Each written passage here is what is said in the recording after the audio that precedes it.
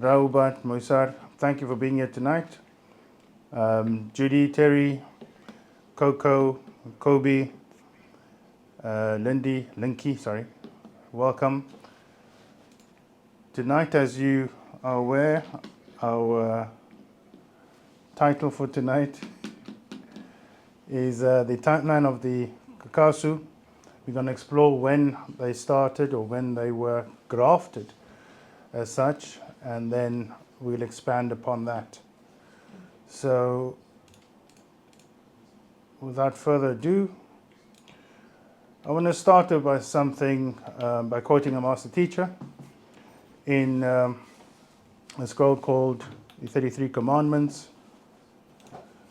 And it starts off with, on the Adamites, I, Pa Munbab Yanun, do not want you to think that the use of Adamite means all and every so-called white person.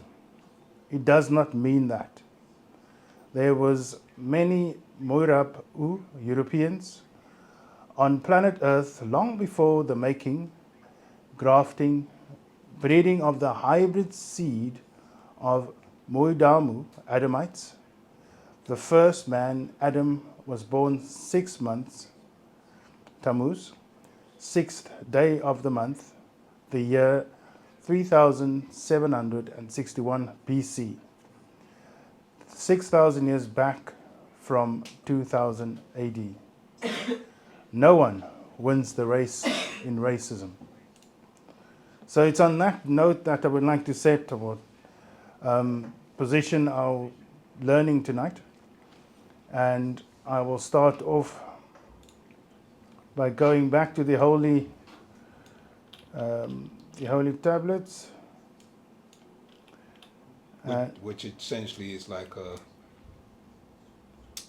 a full scope of the Adamites' story and beyond, because this was a book that the master teacher put out to seal off the last 2,000 years. It's all the religions as well.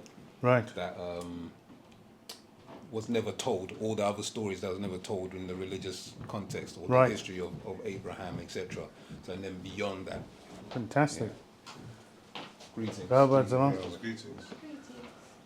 So there you have it, and I think it's an interesting read. Interesting enough, today I was working in the shop, and we had someone coming into the shop asking exactly for the scroll, and being one who's looking to get a copy of the scroll, a physical copy of the scroll, discovered through my search that the price of it could range between £400 to over £1,000. And I think in the price alone it reflects the value of it. And as Brother Hussein just mentioned, the value is in encapsulating the whole full story, being written by the one who was there when it all began. So I shall start reading from chapter 1, tablet 1, and it says, Epic of Creation and Before. Lo, O my children, allow me to speak with you, for it is time again, every 25,000 years, for the renewal of your way of life. Just please excuse me one sec. Thank you. I'll read that again. Lo, O my children, allow me to speak with you, for it is that time again, every 25,000 years, for the renewal of your way of life, Nuabu. Let me speak with you of the beginnings of life, before and after the knowledge bestowed upon you of your very own creation, and the making of this planet you call Earth, and the many other planets of which you have no knowledge of. Verse 2. Your soul, that is, the emotional you, is about to embark upon a journey through time and space and within existence, through a time not yet encountered by Bayamo, the human beast, and the human beings, the children of the Aluhum, the human being Hu, creative force of will, and Mim, also Mami, meaning deity of birth, which is another name for Mother Ninti, who gave birth to the mortals. The human being of Hu, greater force of will, and main, from the Latin spirit of the dead. Verse 3. Within the confines of this holy tablet, you shall embark upon such knowledge which has never before been made so clear as this, for you by any. Verse 4. Let me start by telling you about the beings that existed trillions of years ago, before the Precambrian period, before you, human beings, were created in the physical form upon the planet Tiamat, now called Earth. From the word Iredu, there existed supreme beings of pure green light, ethereal and sub-supreme beings of the impure amber light, fire. Verse 5. You cannot fully comprehend their beginnings because their time zones is much greater than your ability to comprehend at this point. Yet, this very tablet, which you are holding in your hand or on screen, will open your eyes to the time zones that are in and beyond space. Verse 6.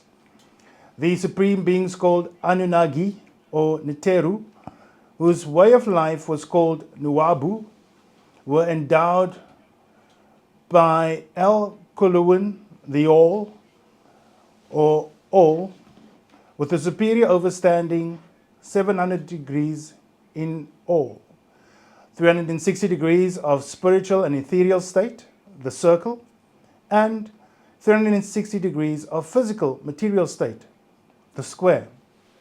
Verse 7.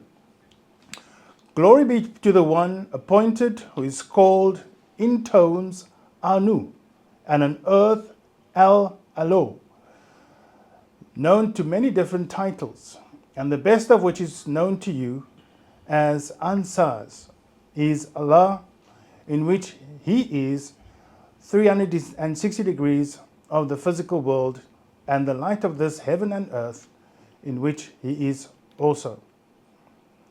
Verse 8. You should know that eventually the time will come when these supreme beings, Anunnaki, would have to descend upon this planet in order to guide the inhabitants back towards their home, in and beyond the stars. Verse 9. Thereby helping them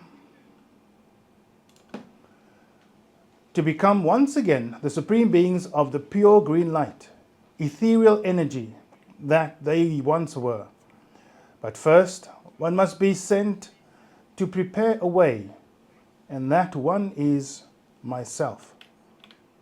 Verse 10.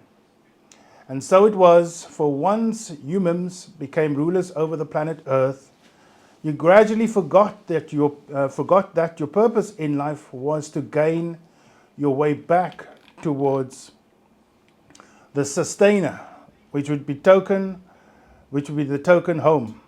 But instead, you became engrossed in pursuit of physical gratification and material gains. Humans forgot the purity with which they were formed.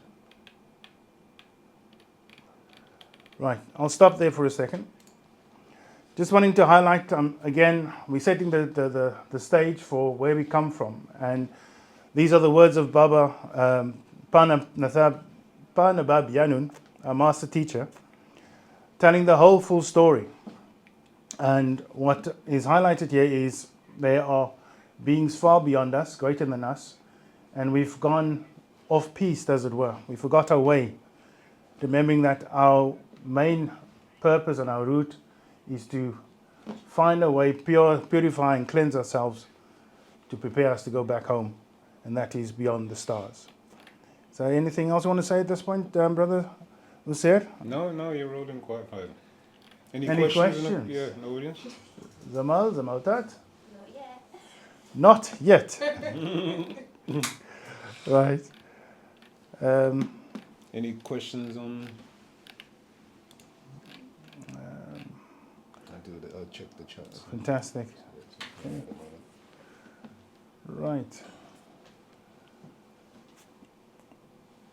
Right. So Now I just want to scroll a bit further. I'm going to skip a bit, and then just to give context more concrete.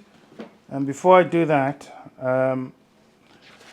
again, we're dealing with timelines, and so I'll give you in the book Fast Track Your Spiritual and Conscious Journey, Activate Your Power from Within by Asao Tahutia Tum and Seken Sakam Reye.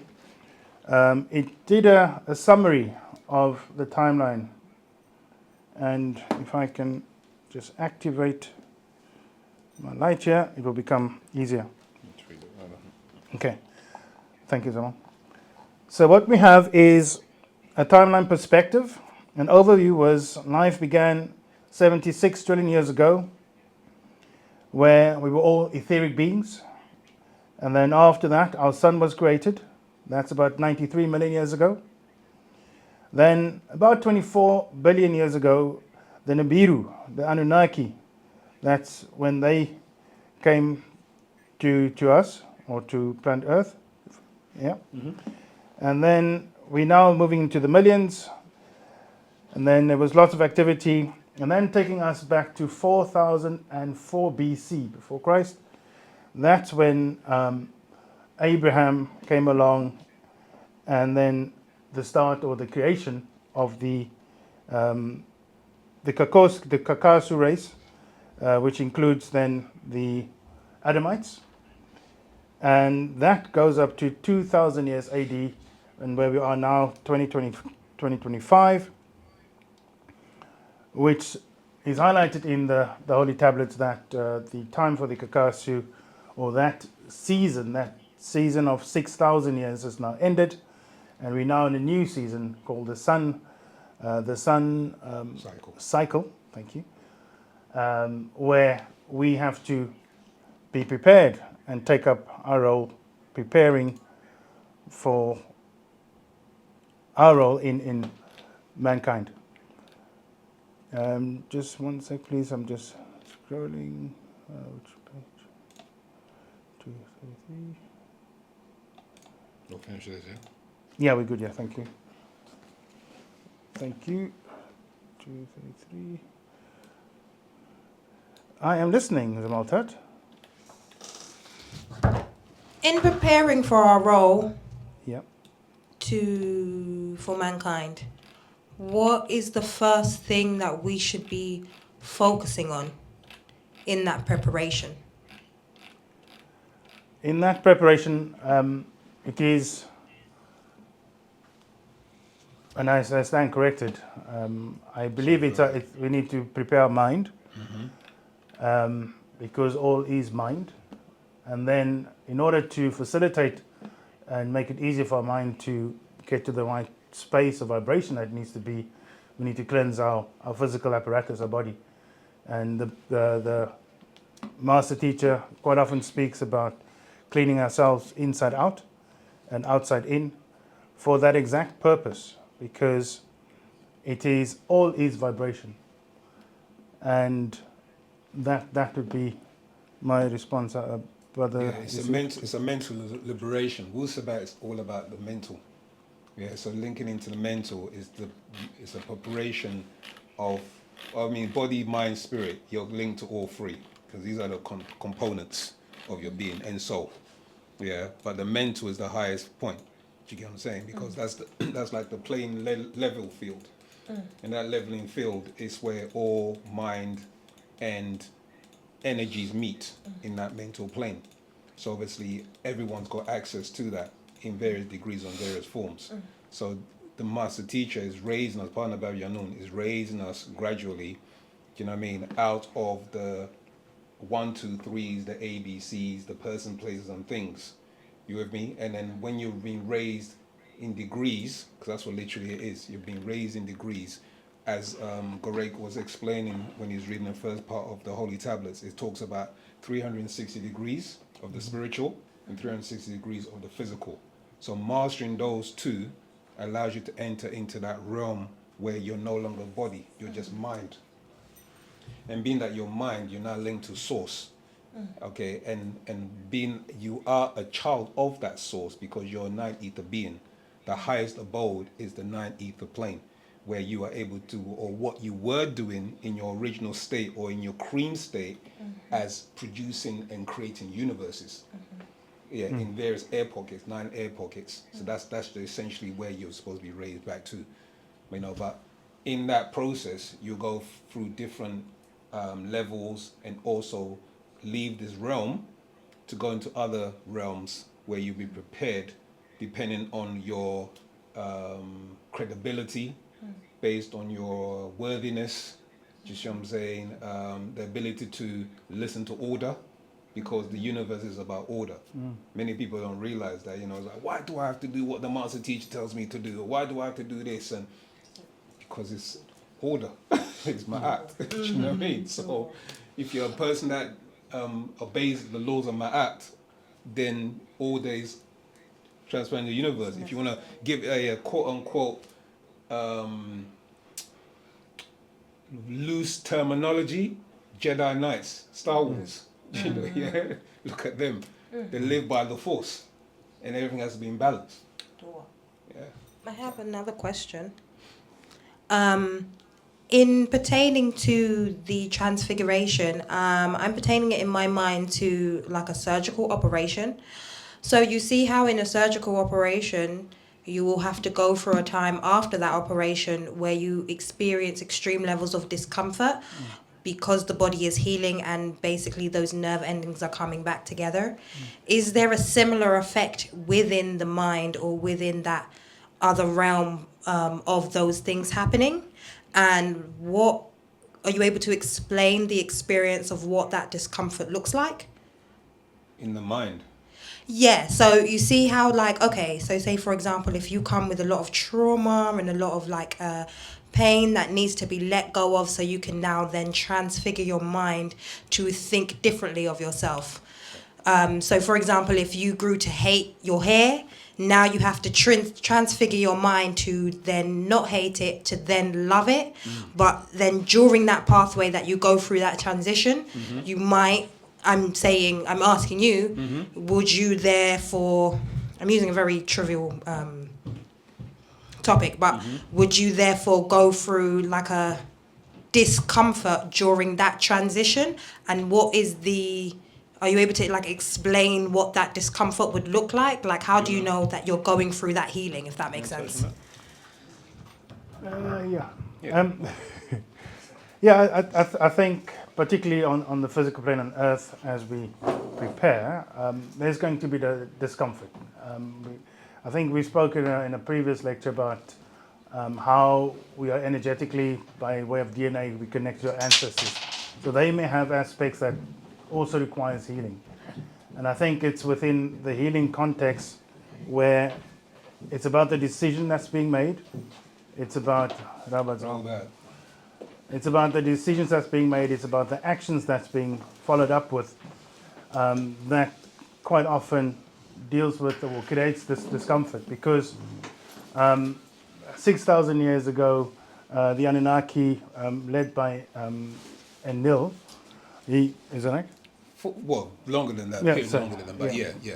So he cast a spell because of what you could see the Adamites were doing, and that disconnected us with our true essence. So we finding our way back. So the discomfort comes in when we make those decisions that we know, okay, well, we can discern between right and wrong, better or not. We had a discussion before the call started. So we now know that there's discomfort in that, and it's sitting in that discomfort, becoming comfortable in discomfort to the point where it's okay. I'll make the analogy comparing it to an injury, right? You sustain an injury, you heal, or the operated heals, but the real challenge comes in, you have to push yourself through the pain of that injury to the point where eventually you actually have to tell yourself, I need to forget about it, because as long as you remember it, it's an issue. Because the doctors they've done their bit, your body's done its bit, and you in your mental need to let it go. So I think the discomfort happens when you make those decisions and being okay, being uncomfortable, because you understand the end game, as it were. And what it's for. No, I tell her, it's a rehabilitation, you see what I'm saying, of the mind, the exorcism of the mind, and the spirit and the soul. You know, it's all of these intertwined practices that you have to do on self. Like we always stress, wu-sabat is not a religion. You with me? It's a way of life, yes. You will have the support, yes. You with me? But you have to be also just showing that you're willing. So like the analogy that Greg is giving about, you know, healing, etc. You have an assistant when you're going through rehab to help you heal, or at least deal with the mental aspect of it. Because really, ultimately, it's you. Do you know what I mean? They can only assist you so far, but ultimately, it's you that has to do the walking, do the, you know what I mean, getting up in the morning, doing certain things by yourself. So it's that mental push and mental acceptance of that. First and foremost, yes, I am damaged. Yeah, and now I need the healing process. So ancestors are there. Do you know what I mean? Living well is there. There's well-being, mental well-being. All of these aspects of how to develop yourself into a supreme being are there, but you've got to make that step. It's not I'm going to hold your hand and give you a promise there's a pie in the sky or there's a man in heaven and you just pray to them and then everything will be fine. You with me? You got to do. So you're that God that we always keep telling everybody. You are a divine being. You just have to be accessed. You know, you have to be activated. Yeah? So I hope that answers the question. Zaman? Oh, Huawei. Cameraman's just telling us angle. Right. Do you have a question, Zaman? Go ahead. Oh, cheers, nice one. I'm going to adopt her as my sister, I tell you. She takes so good care of me. Yeah. You're an elder, man. You have to take good care of the elders. Yeah, one family. Yeah. You talk about the physiotherapist, the counselor, but in order to some previous steps before reaching our original status as supreme beings, if that is that's my supposition. But how do we open the gates or the chakras or whatever you call it in this system in order to get to the supreme consciousness or whatever you want to call it? Yeah. I don't know what you call it in this system, but you know. Chakras. We're familiar with chakras, yeah. So after the healing, then it's the spiritual journey to become fully conscious, I suppose. Yeah. But what is the process? What is it called, basically? There's the question. The process. I think the process is called cleansing with a view to, or purification with a view to ascent, right? Okay. Because everything is vibration, and when we talk about the chakras, it's energy. Circles, energy, centers. Centers, I was going to say, there's a word that starts with a C. There are energy centers in different parts of the body. As Negroids, we have 9 chakras. So with a normal 7, and then you've got one in your navel and one about your nasal area. So it's understanding and which frequency they vibrate on. So one route could be to use what do you call it? Not binaural beats, music, for lack of a better word. We've got our own tones that we use. So our tones. Understand that every race or species has a different vibrational frequency. Yeah, and it's based on that. So tone, sound, vibrational frequency is specific to each race.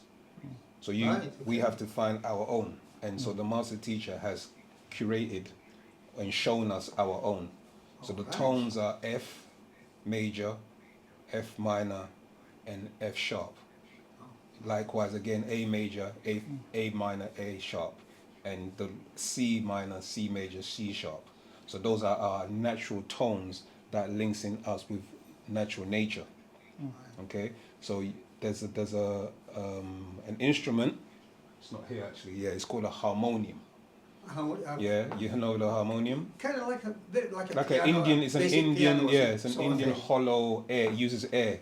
It abstracts it. We're using air, and that harmonium is the most naturalist tone, most natural tone you can use. Do you see what I'm saying? And so what that does now is, the F note, it links in you with natural nature. Right. The A note, it also aligns you with your ancestors as well. They're elementals because they're elemental beings. And the A note is your body's natural frequent tone. So that once you're able to find the A note, the F note, and the C note is the cosmos, like the universe. Okay? So those notes is what we've been given, and the language that we speak, Ms. Batia, is also based on those tones and vibrations and frequencies. Sorry, So what was that word you said? Batia? Miss Batia. Say Sabaean, our Sabian language. You see when you see that script, like on here, that's our Sabian script. Asabian. Yeah, which The our Sabian ancestors, language. the Sabian Oh, language. from Sabah. Saba is from, not the Arabian, what you go and research, it predates that. Yeah, But yeah, it was yeah, it's- reintroduced into that area by Queen Hatshepsut or Queen of Sheba, Makeda. Yes. Yeah, so she reintroduced the language. Ah. You understand? Okay. But it goes beyond that. It goes to the origin of the stars, because that's the true origin of it. It came from the You're stars. jumping ahead now. Okay, so you're I'll going just bring too it back. So that area known as Arabia and Sabian area Yes. is where the language, you can actually find pockets of that language and dialects of that language still spoken today, known as Ge'ez. That's one language. Ethiopia, yeah. Ethiopia, Kush, Ethiopia, I mean. exactly, because you can still see the script. You with me? Ah, Yeah. right. So, in those tones, your body realigns itself, Right. your brain realigns itself, see what I'm saying? And your spiritual and your soul also realigns itself. So the configuration is taking place, not just on a physiological level, but also on a quantum level. And if you don't want to go there, then we just keep it on the atomic level. Well, Yeah. science is not my hotspot there. Okay, so DNA-wise, Yeah. your DNA is being recalibrated. Right, okay. You with Yeah, me? yeah, It's yeah. being yeah. reattuned. So, to cut it short, you go to, before you play any musical instrument, Yeah. what do you have to do? Well, I suppose you have to tune up the There piano you go. or There you guitar go. or whatever, Exactly. So it's got to be tuned to the right note. yeah. No, yeah. So your body is out of tune with the natural notes of the universe and the planet. So the language that we speak, the tones that we chant in, is all designed to re-link you back into the universe. Sorry, in first the solar system, the galaxy, and the universe, Right. and beyond. Sorry to ask this question, but I only feel comfortable if I can link what I already know to what you're referring to. When you say the word tones, is it got anything to do with alpha and beta states? That's part of it. That's more to do with brain frequency Yeah. and your body vibration. Like a cat, for instance, when a cat purrs, Yeah. it goes into I can't remember, I think it's an alpha state or one of the states. Into which a is- very calm state, exactly. yeah. That's why, when you're near a cat and it's purring, it can actually calm you down. You see what I'm Yeah. saying? So you drop, your body literally drops to that state. And also your brain frequency drops to that state. So yes, in comparison, when you're speaking Ms. Batia, known as Sabaeik, okay, your frequency of your brain is also going into those what is known as the Hertz frequencies. Yeah, that's the word Yeah. I forgot. Yeah. Yeah, All definitely. right. So is there any connection between what you call tones, the frequencies you mentioned about alpha and beta, and the chakras? Are they kind of connected? Everything's Yeah. connected. Go on, Zuma. Yeah, I think the combination is the tone or the frequency facilitates the state. So alpha, beta, it's a Gamma, state. theta, It's a state of mind, That's right. right? So your alpha is more relaxed. Your theta is you virtually asleep and you open and your subconscious is on operation, but your conscious is closed, and then your beta is you're live and you wide awake, Right. process conscious. So in terms of the tones is facilitating. It's part of the process to get you to that space. Yeah. So when we're looking at the chakra system, each chakra has a certain vibration, certain frequency at which it vibrates, and then that then opens up the chakra, and obviously each chakra is linked to a system in the body, Right. lymphatic, respiratory, And it's linked to a gateway. and it's Oh, Yeah. right. So your body is what is explained by Barnabab in a book called The Melanite Children, is that your whole body is a tuning fork.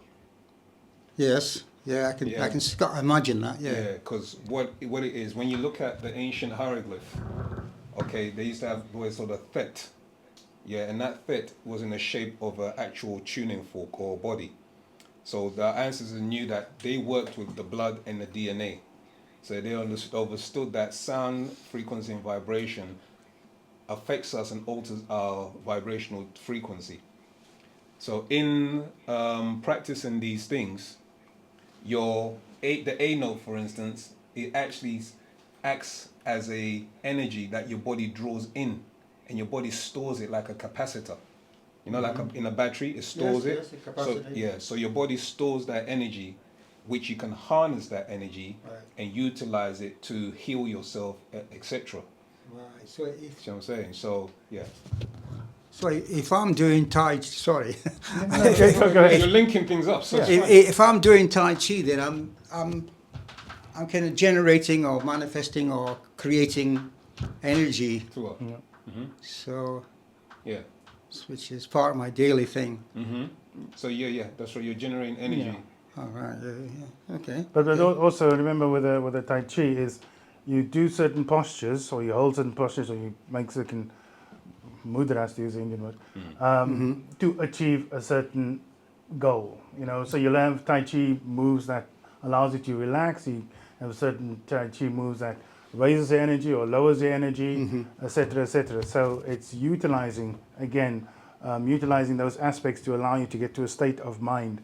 If you take it one step further, depending on what you want to achieve, that could lead to you meditating, and the meditation then opens you up, where you have the easier exchanges and access to your ancestors, as well as the ethereal beings. Yes, Tua. We'll reset the room after this question. Is it linked to the Adamite timeline? If not, no, it's fine. We'll reset the room and then. Sure, sorry, Yeah, it's about what you're saying now. Because we are working as like a battery storing this energy, right? 2 questions.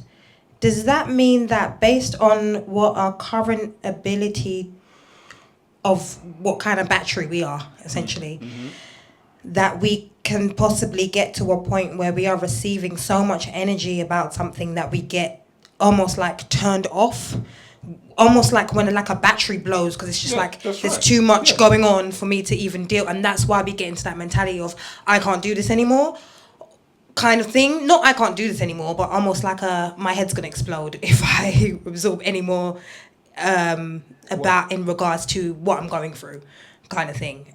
But in a sense of drawing in energy because you're chanting, because it's more like if your body now is vibrating on the A note, you're likely more to draw in the energy from the environment. Do you see what I'm saying? That resonates with that. But if you're drawing in the energy from the environment, but the environment that you're in... No, it's not like that. It's like there's energy in this environment now, okay? And your melanin is absorbing all this energy. But what will happen is your body has the ability to differentiate what energy is required for what particular organ, etc. Because your body is intelligent like that. You see what I'm saying? Yeah, so part of the harnessing of that energy is now you're able to utilize that energy. So you're sick, but you have abundance of chi. Or, you can now direct that chi into that organ to heal that organ. That's the ability that you have. You with me? Yeah, anything that you have going on, like we were taught through the science of healing, one of the old scrolls under the Master's guidance. In the science of healing, you can draw in the green light. It's a current that's actually in the environment. It's known as the green energy, which flows from him. Yeah, the being, Yanun. So you can actually draw the currents of green energy into the very fiber of your being. Yeah, and direct that energy into any part of your body, head, brain, wherever it is, to help with the healing process. In addition to that, you have your chants, where you can find the particular deities who respond to your body's ability to heal itself. So you have Pa, this, that, person, being, that when you remember, it's a tone and a vibration. So what's taking place is when you're speaking, you're activating that energy, those principles, and they've been attracted to your being. Sure. So we had the ability to heal ourselves, we had the ability to grow wings, because we knew the signs and formulas of who to call on or what to draw energy from. So if this is the case, when you get into a moment of feeling overwhelmed, it's not that you're actually overwhelmed. Is it that the functions of your body to be able to transfigure that energy to utilize it for what it needs to are not operating correctly? Exactly. It's not Okay. Tua. Yeah. Tauta. That's the word they'll use. You're feeling overwhelmed. But really and truly, it's because you haven't been into process. Do you see what I'm saying? It's like when someone gives you so much information, you feel overwhelmed, don't you? It's not because it's just your brain hasn't assimilated it to process it. Yeah. You see what I'm saying? Yeah. Yeah. And if I may, just I think the other benefit is also when you go into a quiet space in terms of meditating, that allows your body the opportunity to process and direct the required energies. And then on top of that, because you know that now, it allows you an opportunity to start thinking in a different way, because everything is a choice. A thought is a vibration. Then a word is a thought, manifested. So it allows us to start thinking in a different way, in that ethereal way, if we can, when we can. Toe attack. So let's just reset the room. This class today is the timeline of the Adamite, Pa Mukasu. So we're going to be doing a topic class based on that, or Greg will be covering most of it, and I'll be his assistant. And we will support each other while we deal with the class. So the questions, if it's on that, please ask. And if it is obviously not on that topic, we'll still be happy to answer it as well. Tawata Moisiar. Zoom, just to give you an opportunity to ask any questions. Yeah, I've got. Okay, we've got Zamalia. We listening? Mugdal, Yeah. My name is Tundi, by the way. Tundi, Tundi, Mugdal Tundi. Yeah. We never address just Tundi. You're an elder. Yeah. So, Okay. Mugdal. Well, Baba Tundi is like Father Returns. Okay, we'll say that then. Baba Tundi. in West Coast. Okay. You're not a Tongan, are you, by any chance? No. Well, that kind of area of the world. Deep Yeah. South Africa. Okay, yeah. Because I thought you would have been. Look at the eyes, man. no, but yeah. grey But I mean, eyes, but in the what do you call it? The Pacific, there's Yeah. Chinese That's and right. African That's right. That's type right. people. Yep. Oh yeah. Because they sail there, but that's And another they- subject. oh yeah, you got in South Africa they call it epicantic. That's right. Yeah. Chinese looking the Khoisan and That's right. Yes. Yeah. etc. My ancestry. Yeah. Khoi and All of us. yeah. That's his root. Yeah. Right. What's your hey. questions, Amal? Right. There was something on BBC, and it really kind of really got to me, because it's a pattern that I saw repeated many times. What is it that is it their vibration level, or what is it? What is it that causes the Australians, the Americans, and the Danish to sort of want to take the children of indigenous people, take them into boarding schools, or take them away from the family anyway, and re-educate them? I mean, what is that about? What is this? What's the psychology I'm of glad that? you asked that because that kind of like ties in slightly into the timeline of part because of the Adamite. But there's a movie you should watch called Rabbit Proof Fence. I think It's about called Australia, isn't it? Yeah, That's- I think it's called the white fence or something like that. Something white fence. Yeah, but rabbit fence or something, yeah, yeah. but that's a very good depiction of what they've done to the Aborigines in Australia. Yeah. But regarding the Adamites, okay, is what we're kind of like. Okay. So go ahead, Zaman. Right. Thank you. Yeah, because I think that's a very different conversation. And we shall make a note and maybe do a lecture on that. Oh yeah. Right. Hear the South African accent now. Yeah. I can hear it. Yeah. Sorry. I might. Right, so we're back at the Holy Tablets. We on tablet 3, verse 83. It was 76 trillion years ago when the original woolly-haired deities were in their cream history, living in the air pockets in the form of gases in an Ethereal state. In the process of creating and growing, this present universe, this period of time, was long before Kadmon was in the flesh. The black-skinned, straight-haired Hindus, these beings lived on their home planet for 10 billion years, which was between the time period of 76 and 66 billion years ago. It was also 76 billion years ago that the original black-skinned, straight-haired Hindu beings left the Canis Minor star constellation Procyon. Did I pronounce that correct? Procyon. Procyon, thank you. Known to them as Nirvana for Kingu, the moon. They first took residence on the other planets such as Earth, Titan and Pluto, and then they went to Kingu, the moon where the Lunarians, humanoid type Maldekian, resided, which was 66 billion years ago.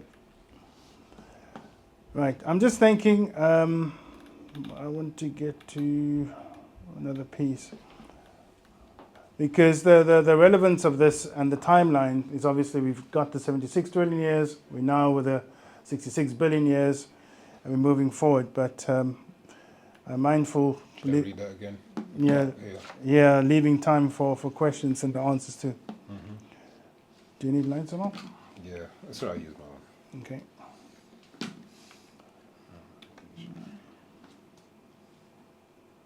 Okay. Right, so where you went to read from? So you have 76 trillion years. Ether, beyond quantum physics, beyond time.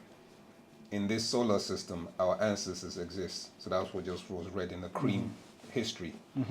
Then you have 93 billion years, our sun, sustain of the life in our solar system, the true Son of God, not Son, S-O-N. Vowels A-E-I-O-U, Sun, and which is S-U-N, and Sun, S-O-N, Amen, M-E-N, or Amun, M-U-A-M-U-N. God, as in G-O-D, and Gad, as in G-A-D. This is all dealing with vowels. 24 billion years, Nibiru and Anunnaki. The Anunnaki, Ki, Gi, G, Geo, geometry, geology, etc. Gods, Elohim, Allah, are extraterrestrials. So millions of years elapsed, and then we jump down to what you mentioned, the birth, 4004 BC. Yeah. Right. Thank you, Jamal. Oh, there we go. Right, I think it's. There we go, 136. Right, so I'm going to jump and then we go over to the same tablet, verse 136. The descendants of Canaan of 4,040 years ago, before 2,000 years ago, or 6,000 years ago, which was the birth of their own Adam, which also called Edom Labana, because Canaan held ruddy red skin at birth, being born with albinism before departing from the craft, and when he did blush, he transformed to red, giving him a name Edom or Adam. All right. Okay. Yet his skin was white, like milk, at birth, and he did get the name Labana, for milky white, but thereafter was his disagreeableness. He was cursed with Swarath, or in Nuapik, Saruti, meaning leprosy or a malignant skin disease in the skin of his flesh, to plague him all the days of his life. Yes. Is there a connection between albinism and leprosy? Yes. Is it the same thing? Not in the sense that there's a connection. It's in the connection in the sense that it's to do with recessive genes. Both is recessive genes. Yes. Because albinism, you can still get a Nagaru or African who's got albinoism, Yeah, yes. but they're still of the African race. Yes. You can get Yeah, Hindus. I've seen a Nigerian Exactly. albino. Exactly. And Hindus have albinos as well Yes. in their race. So it's linked in the sense that it's recessive.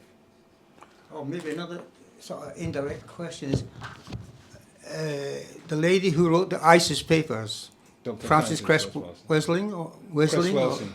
yeah, something like that. She suggested that maybe Neanderthals and albino Africans were the ancestors of the European type people, the white-skinned people, near albinos. You like Yeah, it? it was just a suggestion. We're giving you the actual facts. Yeah, it was a theory. She Yeah. didn't say it was a Yeah, fact, yeah. but she suspects. No. There There's is a link. She Yeah, there is suspects a there's link. There's yeah. a link, but it's a bigger breakdown. Yeah. Because, Thank you. Thank you. When you say albinism, are you referencing the Bible, where you get this text that says Edom was albino? It's just the first I've heard of this. My understanding, I thought red was red and ruddy, and the albino is kind of it's more, white. No. Okay. What happens? Okay, when you see the word red, go into the etymology. Every time you see a word in the English, you always have to go to the etymology, because remember, English is derived from Indo-European languages. Mm-hmm. So in the Indo-European languages, you see the true meaning. So the word red is actually ruddy in the etymology. Mm-hmm. So these albinos and also the Caucasian race were ruddy. You can see the word red when they go under the sun because they get burnt by the sun. And that's a reddish complexion that they get. You know what I'm saying? Due to the lack of melanin. Mm-hmm. Yeah. Yes. But that was not just an Adamite trait or an albinism trait. Albinism function. It goes way before the Bible story. Does that make sense? Yeah. It's just that what's happened is the Bible story has taken factual information and rewritten in a way and then regurgitated it back as something that was a grand scheme made by an unseen God character. But it's none of that when you actually break down the words and the language. And that's what the master teacher's been doing. Yeah? One more question. Yeah, sure. Yeah, just to understand the definition of ruddy, because I've read some old texts where people of a darker skin tone have also been described as ruddy. Correct, that's what I'm So saying. that's what I'm trying to- Yeah, so the Edom, as we was breaking down here, the vowels. So when you have Adam, the A and the E are interchangeable. You see what I'm saying? So when you're actually reading Adam, you're actually reading Edom. And Edom goes back to red. I'll give you an example biblically. There was Jacob and Esau. They had a fight about the pottage of stew. And he said, give me that red. But the word that they've translated and didn't give you the meaning of, you find the word Edom. You see what I'm saying? The same word that is for the Edomites or for the Adamites, who are of a reddish to pale complexion. So these Adamites can be from light skin all the way down to your Arabs are all Adamites, because they also can tan but in a reddish hue. You see what I'm saying? So you have to start now looking at DNA, phenotypes, genotypes, etc. And then you'll be able to then understand what is actually talking about when they're talking about the Adamites, and that it wasn't referring to the whole world. Does that make sense? Okay. Elder, we've got a question online. Can we just hear that and then... Go ahead, Kobe. Unmute your mic and ask your question. Rahubat. So, my question is, the Anunnaki created Cadmon. How do you get from Cadmon to Edom? That's what we're saying. Cadmon was originally Hindu, but in his genetics and the mixture of all the way down to other extraterrestrial mixing in, like the Pleiadians, etc., they had it all in their genes. So it's like in the fourth generation, things manifest. Does that make sense? Yeah, so you have like recessive genes normally show up their trait in the fourth generation. This is when you go back to Gregor Mendel, who's the father of genetics, according to the Europeans. Yeah, he was able to see that in every fourth generation, there's a recessive trait or a change in genes. So this is what happened with the Mukasu, from the Cadmonites or the Adamites all the way down to the Mukasu, who are your Canaanites, who mixed in and became what we refer today as the white people. Okay, so that explains that. In terms of like Neanderthal or Cro-Magnon, is that any play here? Neanderthal, right. So when we first open up class, people go back to the 33 Commandments. Right. Right, so when can you hear us? No, I can hear you now. Oh, okay. So it says here, on the Adamites, Ipa Mumbab Yanun do not want you to think that the use of Adamite means all and every so-called white person. It does not mean that. There was many Werapu Europeans on planet Earth long before the making, grafting, breeding of the hybrid seed of Muadamu Adamites. The first man, Adam, was, now we know what Adam means, a red ruddy being, was born on the 6th month of Tammuz, 6th day of that month, the year 3761 BC, 6,000 years back from 2000 AD. Yeah? So that links into Holy Tablets, 4004 BC, is when this particular strain came out. Yeah, does that make sense? Okay. Yeah, go ahead. So what's this on the class piece? Just trying to get my head around the ruddy thing. Okay. Because just thinking when I was younger, I remember a girl used to say to me, "Your skin's so orange." And she's like, "Why is your skin so orange?" And I'm like, "Oh, I eat a lot of carrots." Something like this. Okay. But I've seen some people who had a ruddy tone, who were melanated, and a good way to look at it is this picture of the Egyptian people in the hieroglyphs. Would you say that they are ruddy or albinos?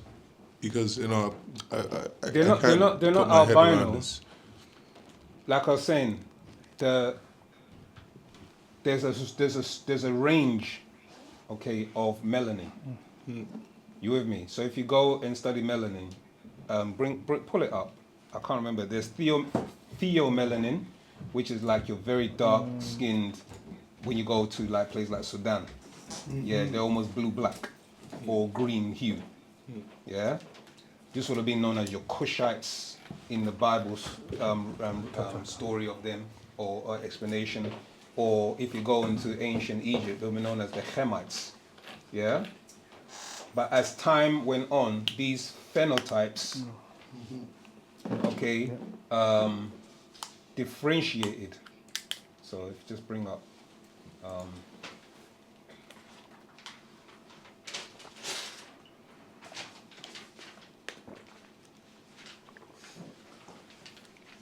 Right. Okay. So you have uromelanin. Is the most abundant type of melanin and is responsible for dark colors in the hair, skin, and eyes. It comes in two forms: black eumelanin and brown eumelanin. That would be us originally, the root race. Okay. Then you have pheo. It's pronounced or spelled PHEO. Pheomelanin is responsible for lighter colors, such as red and yellow hues. Okay? And then you have the last one. Louise, there should be a last one. Neuromelanin. No, that was more to do with the brain. But there should be another third one. I can't remember what that was called. But there should be 3 types. So initially your answer is the second one, the PHEO. So now what's taken place is due to migration and diversification of DNA and mixing, you have these different hues manifesting. You see what I'm saying? In addition, we as Nagaru, the word Nagaru is an ancient term, refers to the skin tone, which means copper tone. Okay? So we as Nagaru have a range of skin hues of 9 different shades. You see what I'm saying? But what makes us different and unique is our hair. When you look at all other races on the planet, they have straight hair. Unless there's been intermingling or mixing where you have the curly and wavy hair. You understand? Yeah? So we as Nagaru, what makes us unique is our 9-ether hair, the ball of wool. Or in ancient science, it was known as flocculation. When you look at flocculation, it means wool tuft of wool. And that's the same thing when you look at the sun. The sun gives off flocculation. It gives off that kind of round effect when it has a sunburst. And that's why we're children of the sun, 9-ether beings. Because we have the same thing. We represent the sun's manifestation on this planet. Does that answer your question? Okay. Okay, Okay, so now it's at Well, elder You're gonna, first. no, the elder was first. Elder first. I've got the microphone in my hand. Yeah, no, I know. Not just pretty, you know. No, you're not just pretty. Right. Oh yes. Our brother here was talking about red. I believe Mr.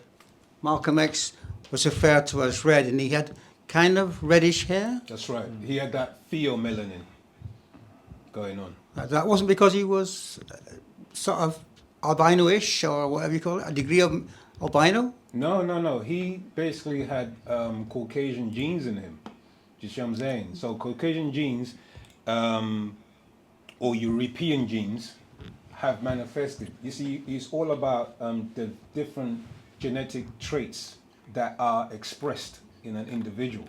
Right. You see what I'm saying? So you may be Nagaru, having all that, but what is predominantly expressed by your genes will manifest. And I'll give you a simple example, like a mole. You see what I'm saying? Or a one eyebrow thicker than the other. It's just something that's expressed by your genes. It's gene expression. Does that make sense?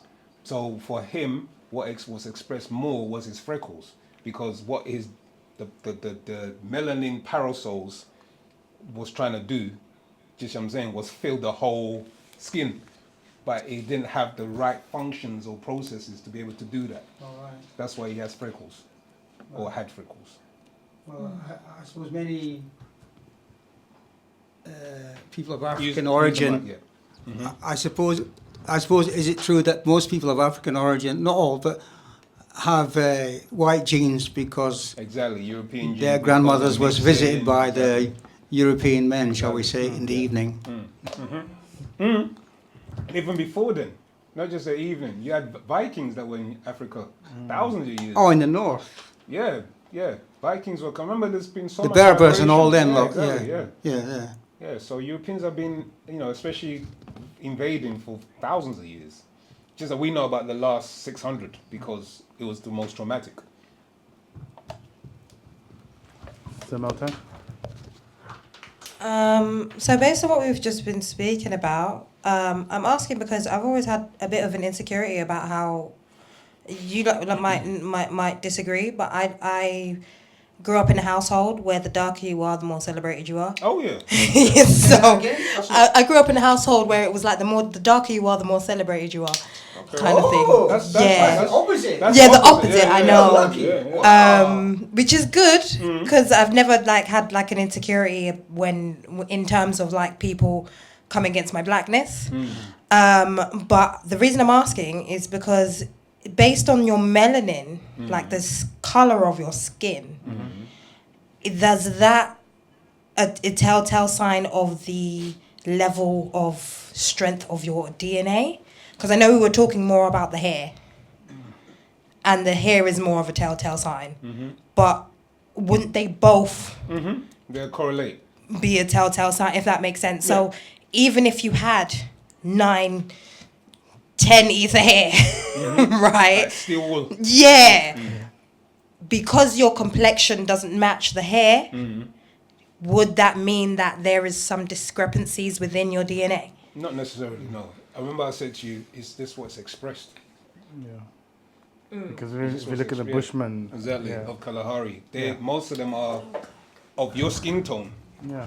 Do you see what I'm saying? But yet they look at their hair texture. So it's not it's what's expressed in the genes. You with me?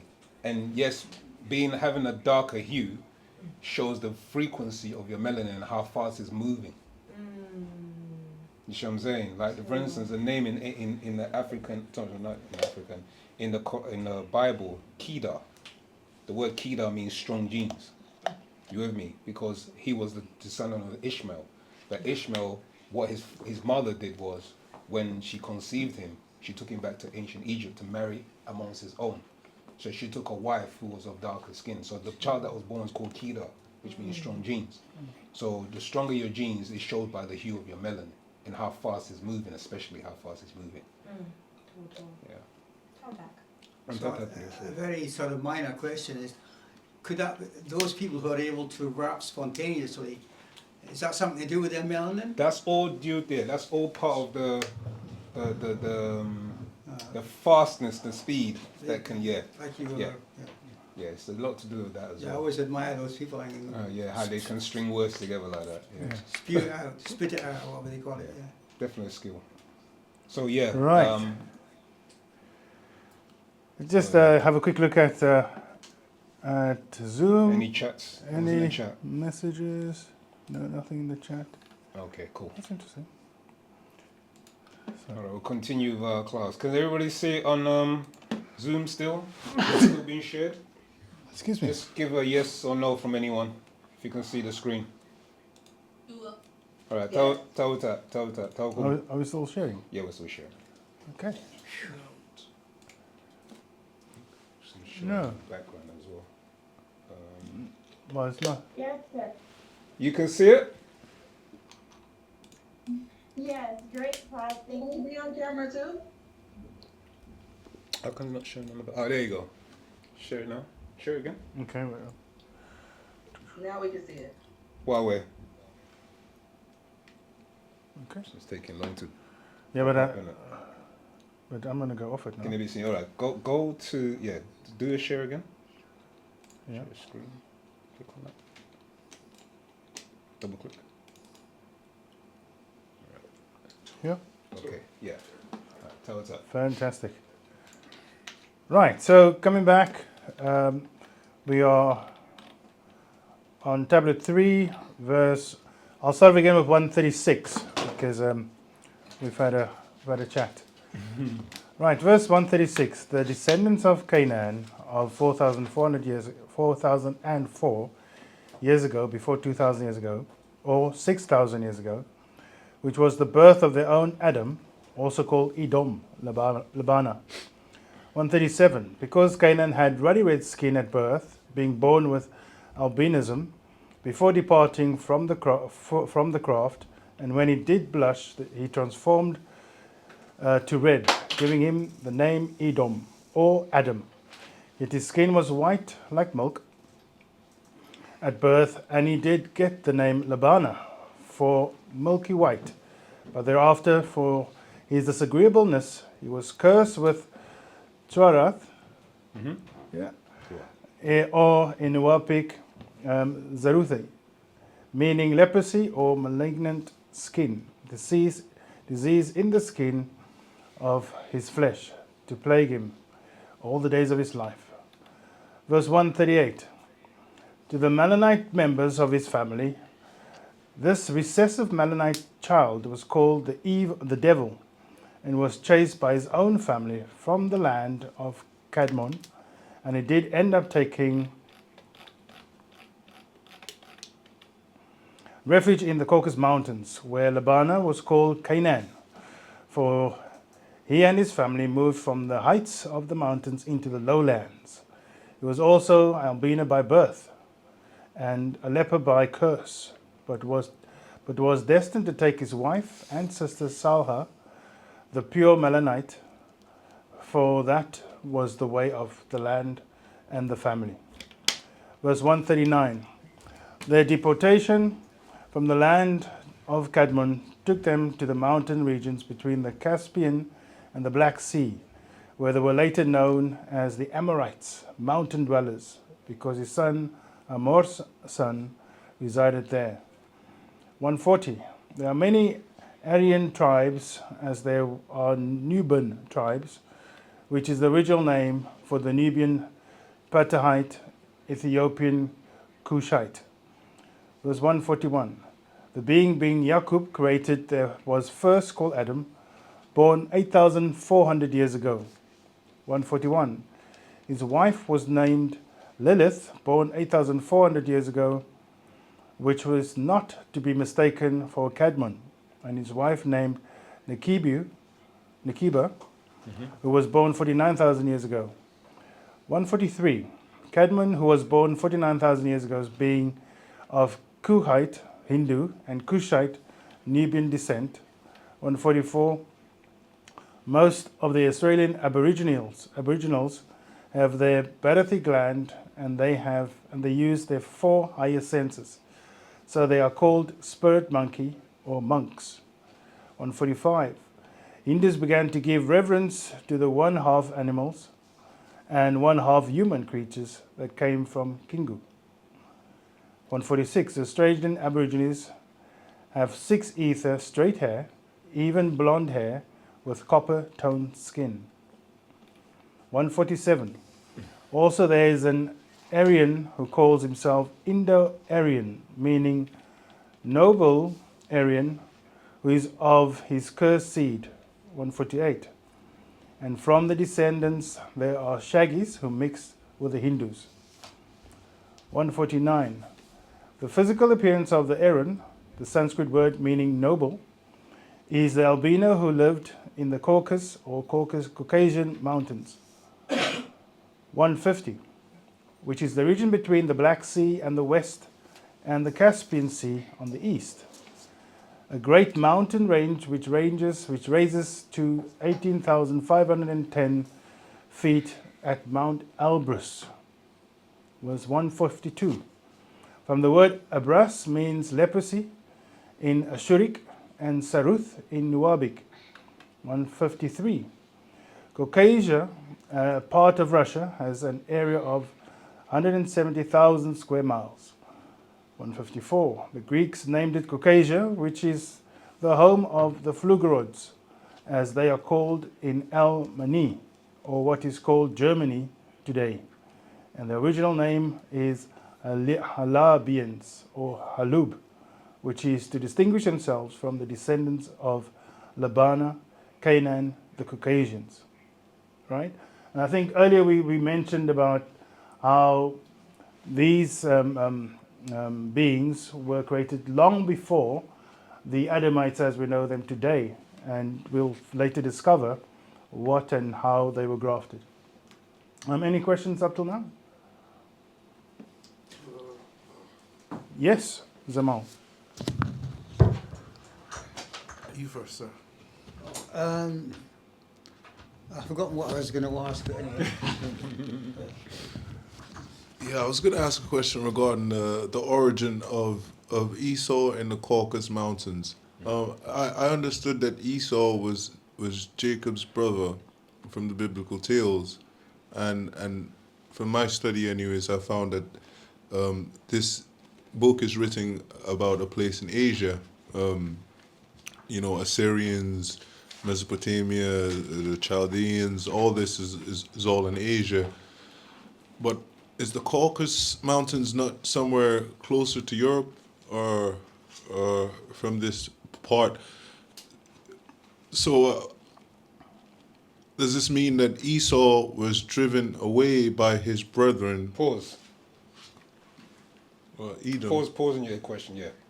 It was what was read is that Canaan, that's not Esau.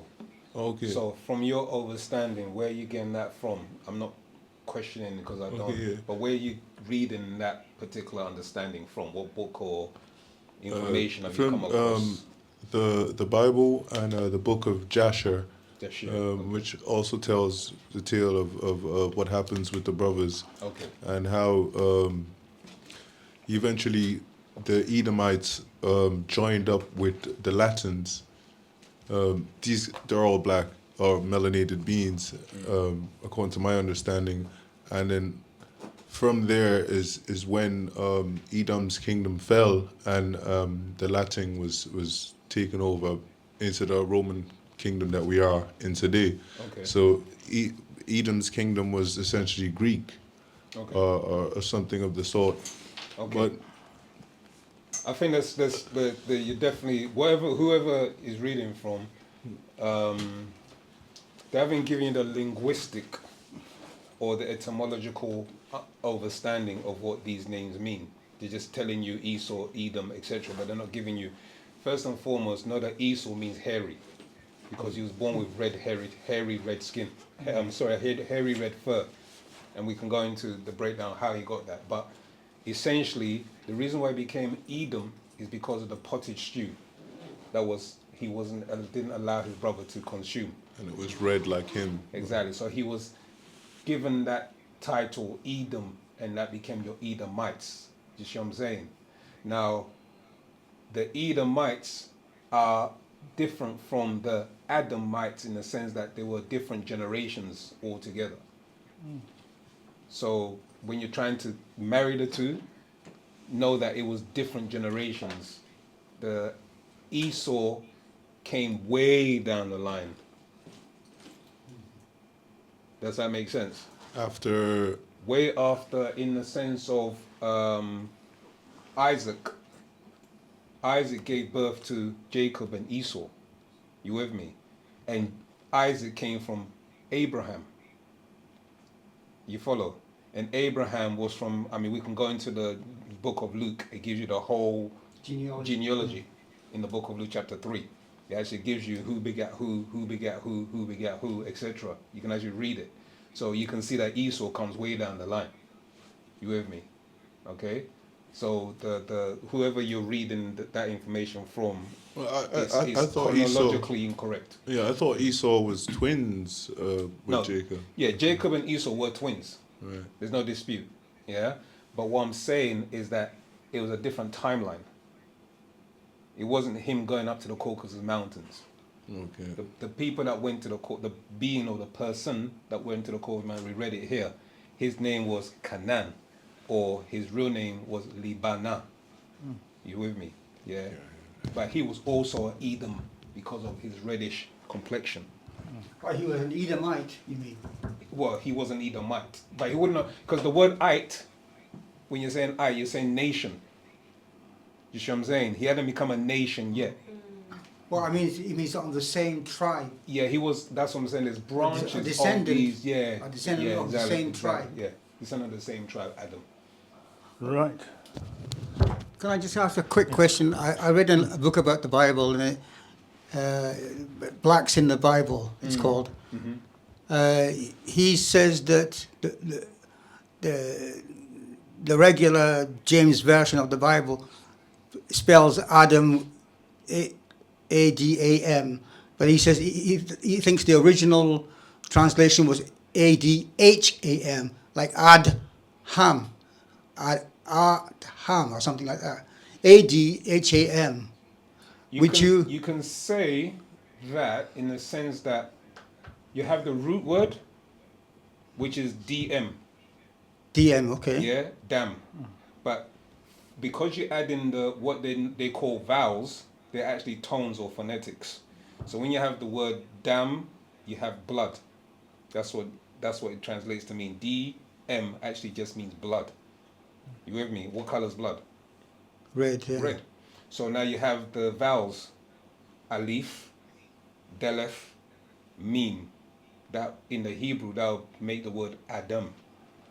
Or you move away the A, and you put the E, you get the word Edom. You see what I'm saying? Okay, it's an yeah. interchange of phonetics. Right. You understand? So But we really need to get into roots, you have linguistics get to- then. Yeah, exactly. That's why he's the master of linguistics, the master teacher, because it gives you the true essence and meaning of the word. Yeah. Yeah. Okay. Well, you've got. Are you? Yeah. Does that answer your question? Because we have a question online. Oh yes, yeah. Sorry, I have to go now. Yes. Oh, okay. Okay. Sad to see you go already. Yeah, but thank you Where you for go- taking the go- time go- to come. 2.5 to 3 Yeah, hour no, journey yeah. back to the Wow. hinterlands. Yeah. Okay. Oh, thank you for coming. And safe travels back. Safe journey. Safe journey. Right, we've got Renee. Renee, do you want to unmute and ask a question?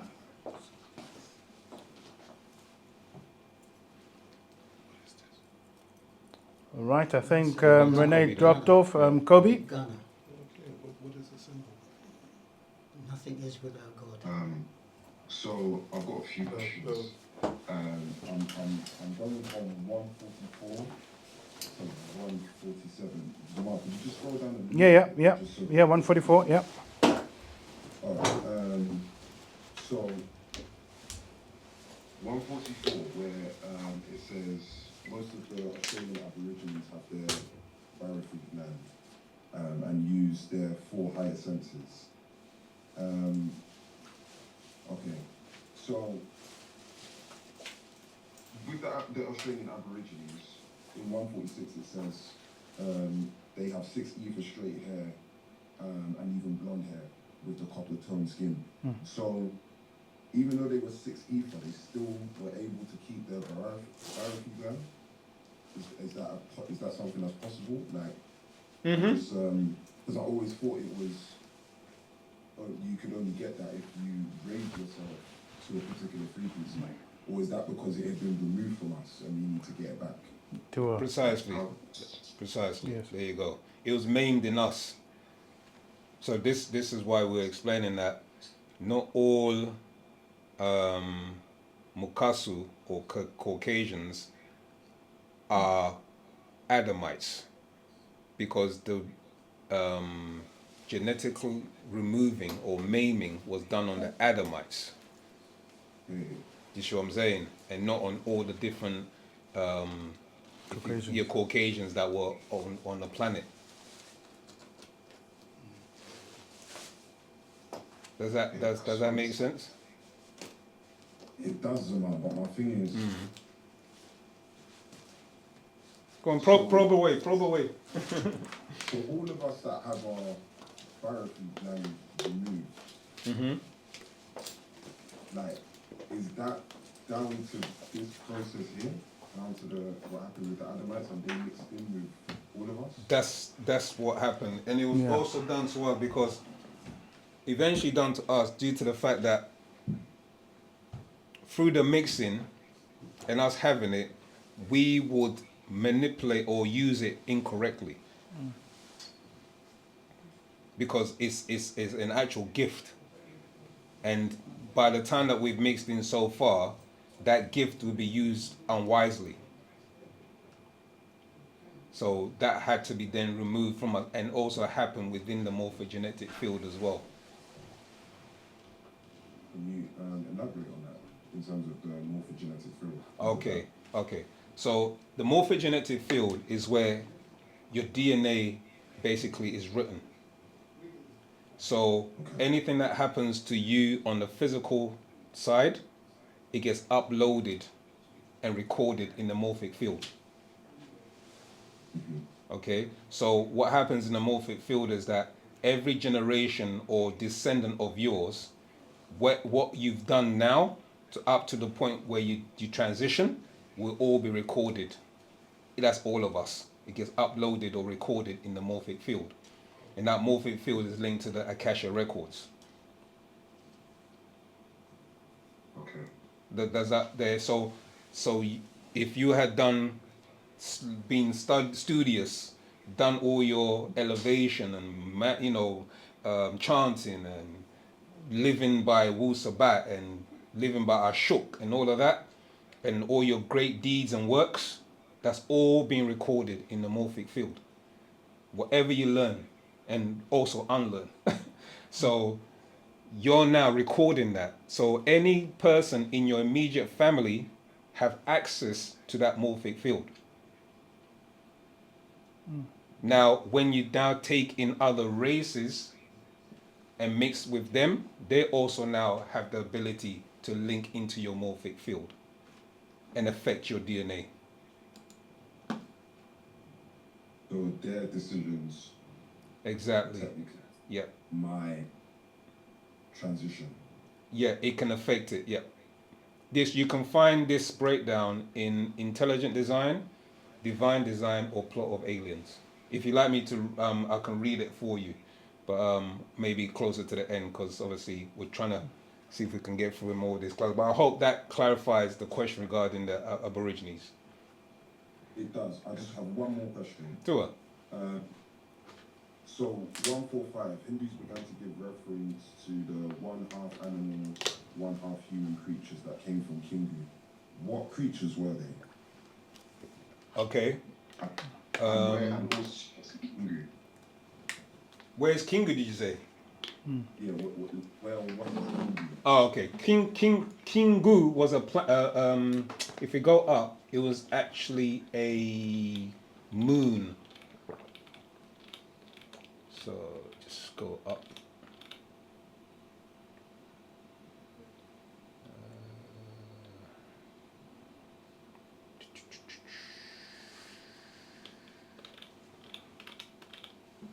Let me see.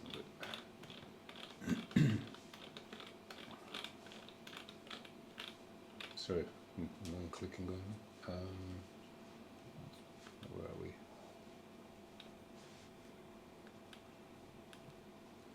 Okay, so verse 106. They, the disagreeable Hindus, were made to leave by the Lunarians, the original inhabitants on Kingu, later named after their great ruler Lunar and his people being called Lunarians. The disagreeable Hindus made haste and left Lunar, their dwellings abandoned, while the agreeable Hindu returned to their home Nirvana in Procyon, a binary star in the Canis Minor constellation. Then these black-skinned, straight-haired beings came to the planet Tiamat, now called Earth, originally called Tiwawat. When they left Kingu, also called Lunar, now called the Moon, they landed and established the land of Chaldea, meaning land of demons. Does that answer your question? It does. I just wanted to know what the creatures were, the half animal. Okay, so what was happening in Nirvana is that they were doing a lot of, let's just say, experimentations. And some of these half man, half creatures, you can find, like for instance, Enkidu, the bull man, the satyrs. Yeah, there's certain half man, half creatures that they were grafting. I think they were reptile, half Yeah. reptiles. And half, some were reptilians, some were, but it's really dealing with the satyrs who were half man, half boat. Like you got your Enkidu, you got your satyrs, you got your griffins. Yeah, different creatures that they were literally grafting. Not just them, other extraterrestrials as well. So when you read the Hindu Upanishads, you read about a lot of these Garuda, different human beings with bird heads, etc., that were coming to this planet. Oh, Tasman. Let me ponder on that. Huawei. But if you go into the Hindu pantheons, and you see a lot of their images of their deities. So that's what it's referring to. But the Sati will be one of them, half man, half goat. Okay. Yeah. Actually, in fact, here you go now. Look, the centaur. There you go. You see it? Mm-hmm. Yeah. So that will be one of the creatures. Would Baphomet be one? Baphomet will be a depiction of the Satya, yeah. But Baphomet is just something that created by a being called Livy. Is it Anton Livy? Yeah, Anton Livy. He created that based on of what he was reading, or had been reading about satanic worship. Okay? So I hope that answers your question, clarifies anything. Antakatira 4. Please probe if you're not, fully satisfied. Right, Renee is back. Renee, you had your hand up earlier. Do you want to unmute and ask a question? Yeah. Renee, Rahubat? You want to continue? Yeah. We're going to continue. Yeah, we can hear you. Tua. Yeah. Okay, I have a question about the word begat. Okay. What does that mean exactly? Begat. Like where it says Abram begat, and is it? I'm not getting a clear understanding of what that word actually means. Okay. It's a a Shakespearean word of Old English origin. It merely means to give birth to. But obviously, Abraham wasn't the one that was begetting. It was his partner, the female that was giving birth. But because it's a male-dominated religion that we're dealing with, they always gave the homage to the male. So Esau begat this, Abraham begat this, begat. So it just gave birth to. You find in the original language of Arabic, you have the word yalad, yeah, and the yalad or mulad ties in back to the feminine meaning of the word. It's actually not a masculine meaning. So that is a little way of knowing the differentiation between who gave birth. But as is a patriarchal religion, they always give it to the male. Okay, I understand now. Thank you. Antata Thiro Forza Malta. Right. One quick question, if possible. Please do. Just regarding what you just said there, with the begetting of children, from my understanding, I always thought that the sperm contains the spirit or something of the, and that's why they we have our father's last names and even the names of lands and stuff, names of people, and I don't know. Is there a different? I don't know. I don't know this teaching. Tua, yes, I understand your question. And like I was saying, this is a male-dominated society. Okay, so they will always give the reverence to the male. But when you look in our culture and our society, the female is the one that carries the child. The female is the one that the spirit enters into in order to actually go the bay. Yes, the sperm does have a spirit. You with me? But what's taking place is that the spirit goes into the mother, but the process of growth and nurturing, etc., is by way of the mother. And there's something that has not been made maybe privy or not aware of. It's something called mitochondria DNA. So you have what is known as nuclear DNA, and then you have mitochondrial DNA. Nuclear DNA, everyone has that and inherits that from both parents. But the only DNA that is not inherited from mother to child, male child, okay, is the mitochondrial DNA. That is only passed from the mother to the daughter. So you understand? So we follow that concept and that natural rules of nature, and that's why we acknowledge our mothers as the matriarch. So our culture is actually a matriarchal society. It's a matriarchal culture. Okay. Too many questions. No. That's what you're here for. That's what wu-sabat is about. Leveling, growing in levels in your mind. One more question. Yeah, go ahead. I'd like to hear. Could this be why the woman has the period and all this stuff to cleanse from this mitochondrial DNA? Can you, if it's passed from a woman to a daughter, can that be passed on to men through sex? The men still have it. Right. It's just that when the ovum, okay, and the sperm fuse, only the nuclear part, which is in the head, goes into the actual female. So then they share that DNA, the nuclear DNA. You see what I'm saying? But the tail end, where the actual mitochondria is, which is actually also works off of energy, because they just know it as a mitochondria that gives energy, not in the form of something called anodine triphosphate, which is ATP. Yeah, so that ATP gives the tail the ability to move, but the actual sperm itself has intelligence. You with me? It also has a spirit, but the actual mitochondrial DNA drops off before the sperm fuses with the egg. The female, though, has it already. You see what I'm saying? In her egg system, in her ovum. So she will then pass all that genetic material and the mitochondrial DNA, because what the mitochondrial DNA is actually is the record of our existence from mother to daughter. It gets passed on.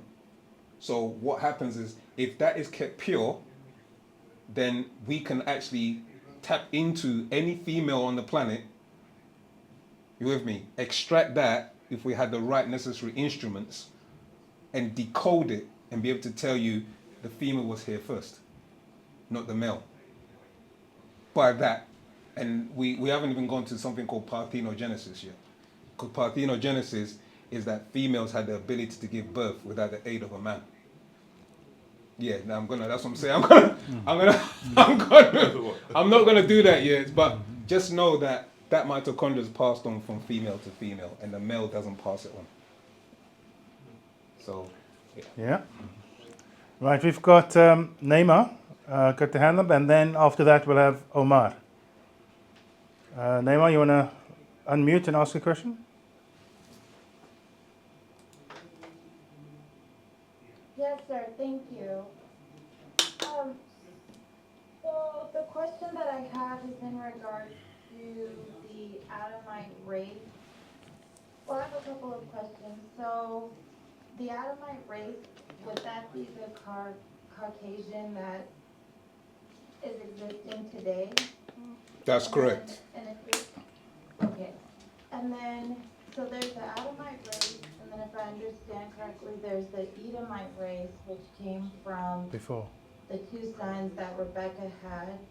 They were all Caucasians. They were all Adamites. It's just that the name changes makes you think they're two different people. But as I explained to the brother, the A and the E, which are vowels, are interchangeable. So Edom was a version of Adam. Do you see what I'm saying? The Edomites. Yes. Does that make sense? So like descendants. Sorry? Descendants of Adam. So they were like descendants of Adam. That's right, exactly. They were all Adamites. And then what took place is that the Adamites went and, let's just say, enjoyed themselves because when you look at the book of Genesis, their God told them to be fruitful and multiply. But unbeknown to the Adamites, which is another story, is that they were food. They were food source. You with me? For these extraterrestrials that created them. So they were told to have dominion, go forth, multiply, and be consumers of the land. And you can see in their what they exhibit now in their traits on the planet. Everywhere they go, there's either disease, war, they consume, do you know what I mean? They deplete the earth of its natural resources, and then they move on. Definitely. Yeah. So then the other question I have is in regards to, one is the story of Yakub accurate? And if so, the grafted Caucasians that came out of that process, where do they fit in the picture? So when you're asking about Yakub, you're not asking about Yakub made by, okay. So you're not, are you asking about the Flugorods of Yakub's grafted devil, which is taught by the Nation of Islam? Is that the one you're asking about? Yes. Or Jacob? I'm not exactly sure where that Okay, story yeah. originated, but I did hear it through the Nation of Islam Right. originally. However, I mean, years ago I saw a animated movie, I'm sure I could find it on YouTube, that I do believe was produced by the Nuwapian community. And it talks about like the inner earth people and how there would be, in order to bring us back into our original state, we would have to basically do the reverse process of what Yakub did as a scientist, which it does make sense. It sounds a little outrageous, but it does make sense how if you breed two people and you keep the lighter child, I mean, it's a wicked process, obviously. But, Well, that's not what. Sorry to cut you, Zamalta. Not to be offensive or rude, but that sounds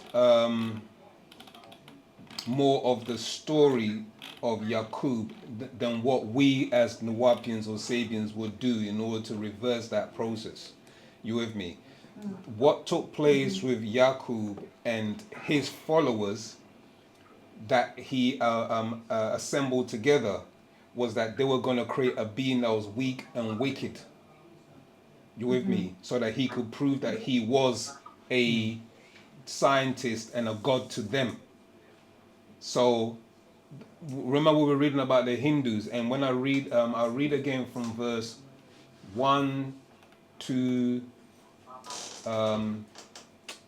where's the part where I read about there's two different, in every race or species, know that there's agreeable and disagreeable, okay?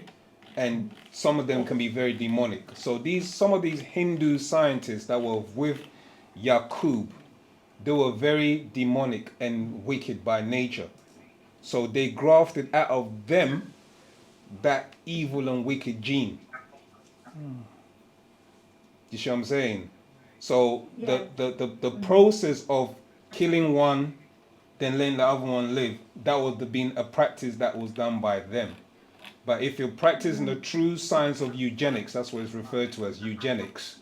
The true science of eugenics is looking at what traits and recessive and dominancy is in our genes, okay? Yes. And then working to strengthen those genes, because genes determine your intelligence, genes determine your survival rate, they determine a lot of things. So if we purify and protect our genes, that means we can keep a timeline and protect our DNA so that our next generation that are born don't have what we have now, which is the traumas and the mental instabilities, etc. You see what I'm saying? So hence, we have to start learning about our own being, our own cells, our own DNA, what each of us physiologically, mentally, emotionally, how we interact with each other, etc. Study all these aspects of our being, so that when we are in relationships, and when we do choose a partner, and we choose a partner and do produce a child, it's based all off of the science of sound right reasoning, the science of knowing when to produce a child, the science of when to have sex, etc. You with me? These are all part of the processes required to create a child that will be linked into their ancestors, so that they don't have to be fallen victim to the misinformation and mistranslations and all of these things, or somebody coming to bamboozle them and make them ignorant of self and kind. That's what we're working towards, but it's done in a process called something called eugenics. Yes, sir. Thank you. Very well put. Thank Okay, you. you're most welcome, Zamalta. All right. Thank you. Omar, Robert, so now this is Robert. Robert. Okay, my question was, can you refer me to the most accurate etymology dictionary that you study or Sabine study? All right. Because I know it has changed, like after the 60s, the study of etymology changed, so I'm wondering what's the most accurate one that you study? Okay, the most up-to-date one, I wouldn't say accurate, but the most up-to-date one that we utilize, or I have been personally utilizing, is called an online etymology dictionary. And if you type it in on Google, it will just pop up straight away. So in that one, it's quite diverse. It's quite, detailed in its origin. But also cross-reference it with what you do have, because some of the time, they may update certain things because they don't want you to know the true essence of it. So they might massage. That's why, Yeah. That's what I meant by when I said accurate. Yeah. Because after the 60s, I studied that the study of etymology has Okay. changed. Yeah, it has. Yeah, yeah. I would agree with you, because there's certain books I've had too from when I was started on this journey, and I was reading the etymology. Certain things have changed. Yeah. Okay. Well, thank you, Jamal. Antakatira for Zamal. All right, Kobe. Zamal, I've got a question about the morphogenetic field, but I know, obviously I'm looking at the time and I know you've got some stuff to go through. Should I wait until after this? Have a go. Yeah, you're right with that. You sure? Yeah. You don't want to go through close Yeah. a little bit more? Okay. Let me bring up the intelligent design. Yeah. Do we have it upstairs? Intelligent design. Yeah. Otherwise, I'll just read it from here. Probably take it quicker to get it from up here. Alright, Zamal, what I'll do then, I'll wait for you to finish reading that and then follow up with my question. Tour. If that's all. Oh, it's popped up anyway. But I will find it. So yeah, carry on. Okay. Correct. Just checking. Neymar, did you also have a question again, or do you want to lower your hand? Okay, thank you. No, sir. My apologies. I'm a little new to using Zoom. It's Oh, okay. okay, no worries. Something like that. All right. All right. So while Brother Seer is looking for that text, we'll continue from 146. The Australian Aborigines have 6 ether, straight hair, even blonde hair with copper-toned skin. 147. Also, there is an Aryan who calls himself Indo-Aryan, meaning noble. One noble Aryan who is also of this cursed. We don't know. No, we found it. Thank you, Zamal. Okay. Cursed seed. Okay. Did you find it? Yeah, I found it. All right. I'll pause there for now, and then we'll come back. Okay, so this is from Actual Fact, series number 46, called Intelligent Design, Divine Design, or Plot of Aliens. Okay, so in verse 65, it reads, a biological inheritance does not change unless you change them, alter the divine code in your Yakhasat genes, or an epigenetic modification of the chromosomes, DNA, or genes. So bear in mind, this is what these extraterrestrials have been doing. Yes, you have to just bear that in mind. Verse 67. Much of that depends on morphic resonance from previous members of your own Yasar family and end species, or those you exchange fluids with, or eat, which is turned into fluid. Then the damam, blood, and then damag, brain. Verse 68, as well as contributes to the collective memory. Verse 69, it's a known fact that persons raised in the same Yasar family have a similar health outcomes. Again, go on to TED Talks on YouTube. You'll be able to find more information about morphic fields on there as well. What the Kakasu courses have taught over the past 6,000 years, a more recent and accepted scientific paradigm of genetic determinacy, is now being exposed as wrong. Verse 71, genes are not locked into a specific code, unchangeable, and can change on a daily basis. And they do just that. Munwapu Nuwapians. Change you, and you think you are in love when you're not. Verse 72. Over the past and in world religions, you hear these terms: transform, transfigurate, evolute, change, morph, evolve, shapeshift. How mortals were able to alter their physical appearance, this has been recorded the world over. I'm going to try some more on the morphic field. Hold on a sec. Right, verse 82. Munwapu Nuwapians of Wu Nawap. That very word, kayuf, morphing, and kayafui, morphic, you must understand that the primary components of life are orchestrated by something or someone. Verse 83. The morphic resonance thinkers say that even though you appear separate, you are bound together in a common field. And it is within that field that communication among cells, DNA, particles, and on takes place. All life is living is one existence. While the neuroscience explain or try to explain gravitation and outline what they call invisible force of dark energy, dark matter, neutrino, which they claim holds all things together. Dark energy being a form of energy that permeates all space and can affect the rate at which things move through the universe and characterize gravity. Just jump a few more.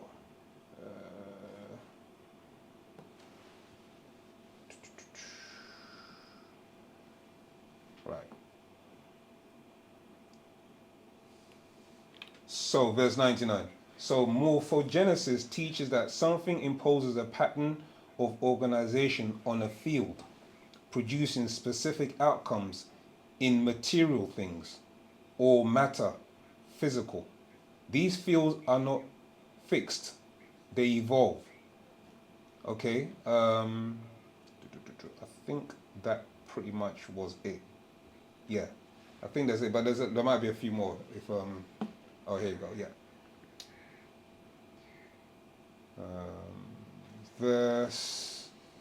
I'll read it from verse 109. This is part of the reason you can see, take care, you can see a Haradu child that doesn't have cancer in his genes end up developing the disease when exposed to a field which consistently created it. That is also why some people with cancer-causing genes don't get cancer at all.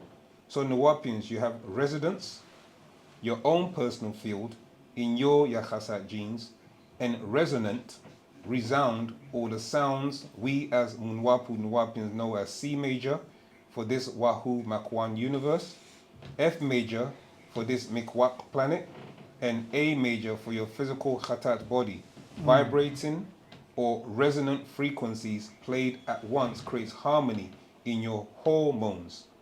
And these can be transmitted in the fields or passed on through a non-resident frequency or non-local resonance into your consciousness and affects your genes. Each race vibrates on our own scale of Masak music. This is why if you listen to Afaf Reye Ka'a Masak African music, it is unlike Dravadu, Indian, or Atralu, Aborigine, or Nagalu, Asian music. The key notes are not the exact same. And I'll leave it there. Okay. Does that answer your question, Kobe, about the field? Yeah, it does. It has touched on a few things. So, my question is,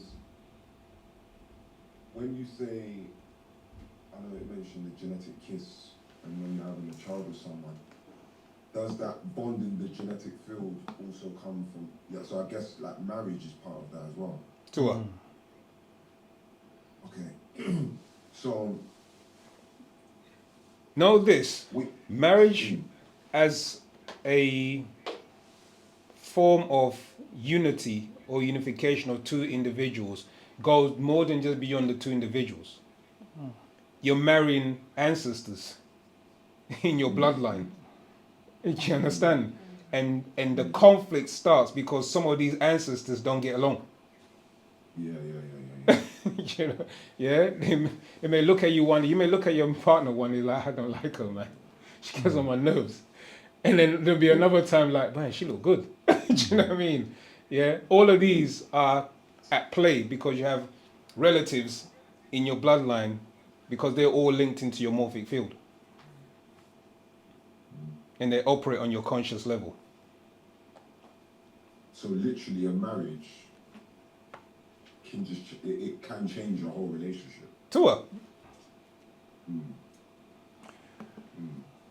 Yeah, because earlier my brother just read how, particularly in the mitochondrial DNA aspect too, it can change and it changes constantly.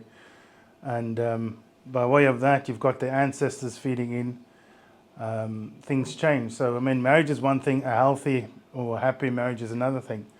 And it latches on to what we discussed closer to the beginning. It's making those choices, understanding the impacts of your choices as a way to, transmute or purify yourself in readiness for, becoming an ether being again. Okay, so it's only right to assume that this is a universal thing. So the same way someone can affect you negatively, it can also affect you positively. Tua. Yeah. With morphogenic field as well. Tua. Yeah. Okay, so is it does it link directly to the relatives like mother and father, or does it extend beyond that and go into like cousins? Okay, we'll read it. We'll read it again. Like I don't want them to.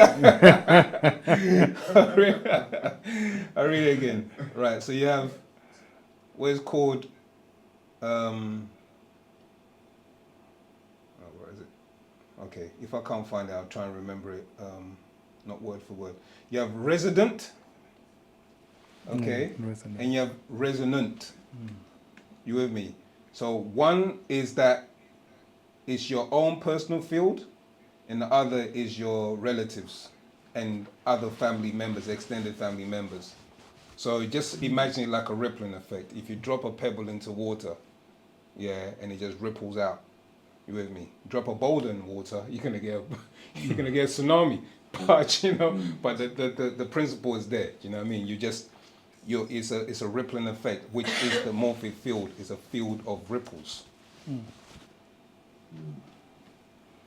So we normally highlight the 4 generations of mother and father, and that's part of that field affecting, be it positive or negative, your experience. So you can call on both sides of the family, relative side or the partner that you're with. You can call on them if you knew any agreeable ones in there. You can speak to them because they're now linked to you. Yeah. Okay.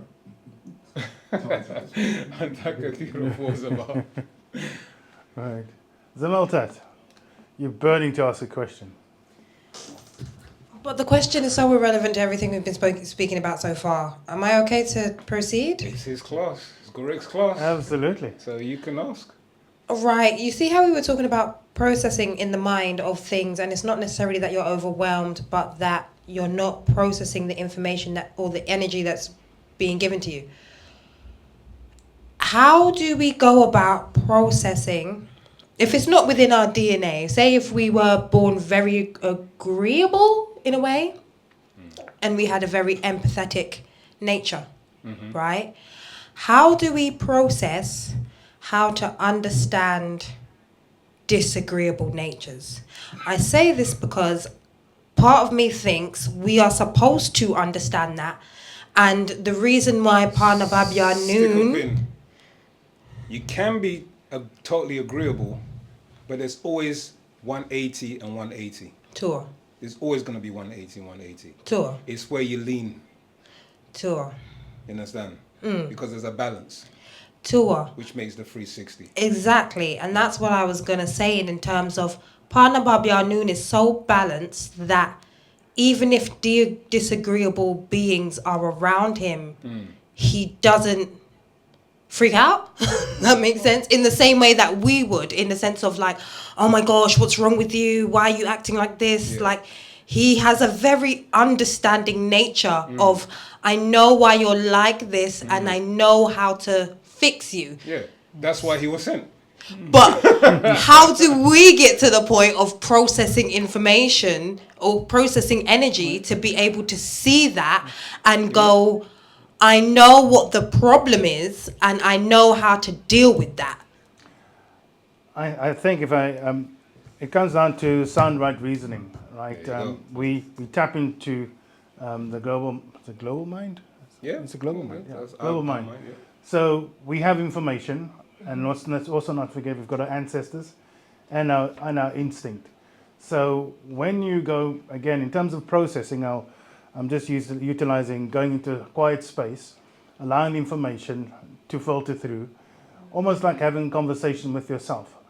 Obviously, we now have mentioned, Brother Hussein mentioned that you've got the answers on both sides, and you can actually, to use a metaphor, sit them at the board table, right? And let each one have their say. Ask the question, why am I feeling this? You'll get a response, trust me, right? What's the best course of action? You know, and as the director of Your show. your show, Of your life. It's true. you can make these decisions, and you can instruct, you can ask them to help, you know, and they will. Yep, truth is truth. Antaka, yeah, for the matter. Right. Just tapping into. Yeah, there's. Okay, fantastic. I think everybody's questions have been answered. We are all enlightened Ethereum beings now, so that's fantastic. Right. I'm continuing from verse 148. And from their descendants are the Shaggies, who mixed with the Hindus. 149. The physical appearance of the Aryan, the Sanskrit word for noble, is the albino who lived in the Caucasus or Caucasian mountains. 150. Which is a region between the Black Sea on the west and the Caspian Sea on the east. 151. A great mountain range which raises to 18,510 feet at Mount Elbrus. 152. From the word Abrus, meaning leprosy in Ashuric, and Saruth in Nuwabic. 153. Caucasia is a part of Russia, has an area of 170,000 square miles. 154.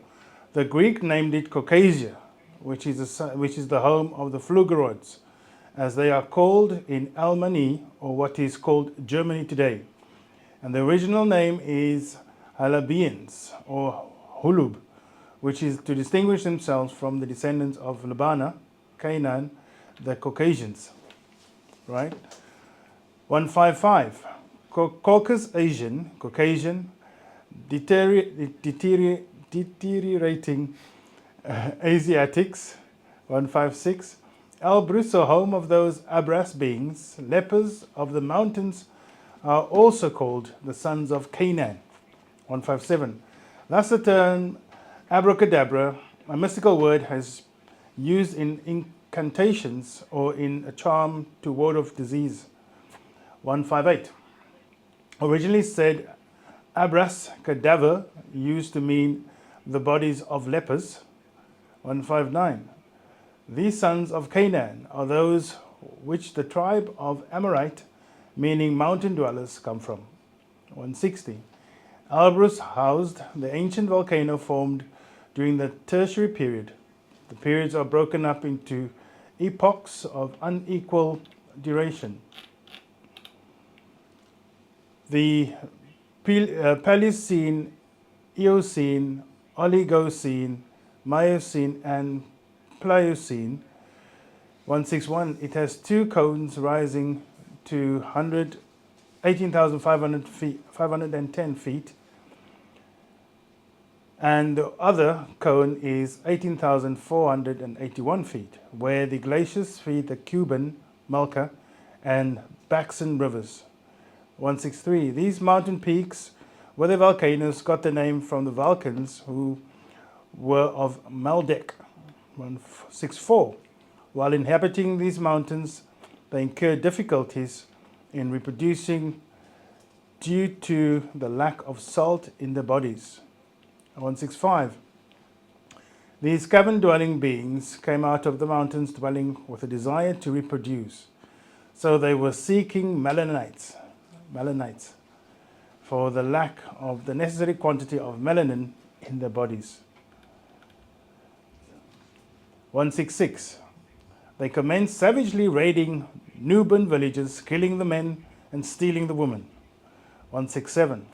Then returning to the mountains where their captives are the albino lepers, cavemen, aboriginals, aborigines, Amorite, Aryan, fought among themselves for the possession of the Nubian woman. 168. In order to assure security, the Aryans migrated with the Nubian captives. 169. From the Caucasus Mountains to what is known today as India, to mix in with the original Indians. The Hindus from the planet Nirvana, or Procyon, in the Canis Minor constellation. 170. The merging of the two extreme races of the Caucasian and the Nubian brought about a being that reflects the trait of both the Negroid and the Caucasoid. Any questions there? Because now we're getting to a stage where we've had the people living in the mountains. We had the Hindus coming from the constellation of Nirvana. Canis Major, sorry, Canis Minor. Canis Minor, sorry, thank you. Canis Minor's constellation. And they went out and, can we say, conquer the Nubian people? Yeah, so any questions there? Yeah, I've got a question. So Hamtad, yeah? This mixture, what you just described, are they called the Davidians? No. The No. Dravidians, the Dravidians will be your Hindus. Okay, so who are these new breed of people what were just created from this kidnapping? That would be like just mixtures of different. It's like how you have now. You have mixtures of different races on the planet. So it just produced different stocks of different races, as it were. So a stock or species came about through the mixing. Okay, so you couldn't place a specific name, you mean, like a anthropological name or something on them? Yeah, like the master didn't really go into that. He did give us an update recently, but he never said those were the particular offspring that emerged, came from the mixture. This is who they were, unless anybody, someone he can provide another student teacher has that update or knowledge of that. But the most recent update he gave, the different species that would have been like your Nubians and also your Dravidians and also your Chinese or your Mongolians. That he gave that breakdown, the anthropological names for them. But specifically regarding the mixture and marauding and No, taking. I think what you just said, Mongolians and so forth. Mm. Yeah, I think that's what I was looking for. Oh, okay, Because I'm okay. trying to, yeah, that's what I was looking for. That kind of mixture would come out of these people. No. There's a Yeah, go on. Sorry. There's a group of people in India Mm-hmm. at the moment. They look just like Africans, Mm-hmm. but they've been in India for so long. Mm-hmm. People say that they originated from there or they came from Africa many, many years ago. What? So Yeah. it just brought back to that. Tour. Yeah. They could have been kidnapped and brought there. Exactly. That's right. That's part of it. And don't forget the migration as well. Remember, we migrated to many different places. So part of that migration, and also part of the extraterrestrial abductions. Because remember, extraterrestrials were abducting the Nubans or our ancestors, the Pataites, and they were doing experiments on them. So they would drop them off in certain specific spots of the planet and then leave them in that habitat and then do experiments on them. So, for instance, you got like, this is where part of your Dravidian stock came from, known as the Aborigines, having the yellow hair, because that was the Pleiadian interception, you see. And then you have, like, for instance, your blue eyes. Some black or dark skin race or people have this blue eye trait. I've forgotten the actual scientific name word that they use for it, but they have blue eyes, and that the master explained that that's part of the interception when they were changing them, slowly changing them. So every time they will come, they'll do another experiment to slowly bleach out the process so that they could have a place where they can inhabit. Remember, this is all about them being able to survive on this planet. Sure. Yeah. Yeah, I've seen images of children born in Nigeria got blue eyes. Yeah. And the parents may abandon the wife and the child. Exactly. I think that they're demonic and stuff. Yeah.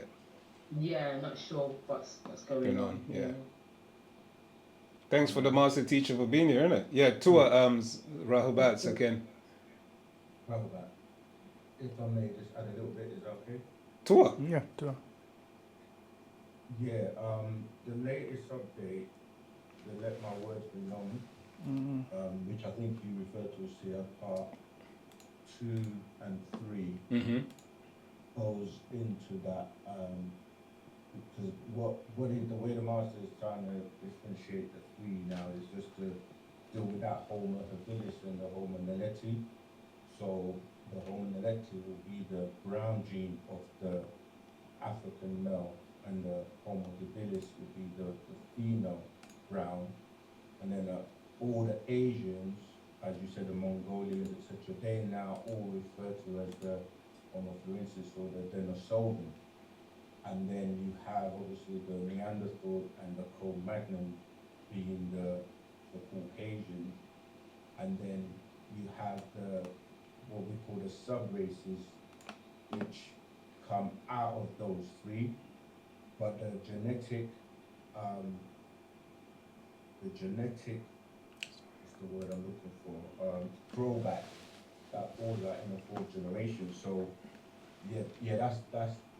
Did you pull this up before? Yeah. We don't know. We just pulled it out when you were talking. But I referred to it, but now we pulled it up. Yeah. That's what I was referring to. Right, there you go. So you can see like the master's now going into the details. But keep it on that. Go back up a little bit. Yeah. So. As you can see, the Homo erectus, the sand bushmen. So when they're saying that they came, even in the Genesis story, and the food taking the daughters of, it says that the sons of God took the daughters of men. So it's talking about the newborns of the Tataites that were being kidnapped.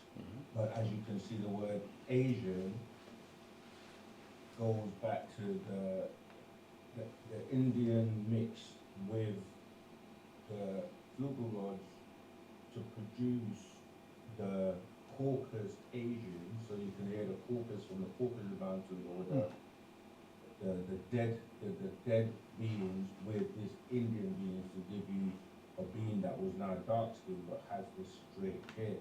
So as you can see that the Homo denisovans are Asians, the yellow germ, and the Homo florensis are the Asians, the yellow germs as well, and then you go down to the pelces of the Cro-Magnon with the pink germ, and this also ties into what the Yaqub story you guys mentioned earlier on about where they were basically trying to wipe out the black and brown germs to leave the yellow germs and then to get to the pink germs, and then obviously the colorless, which is the pelces.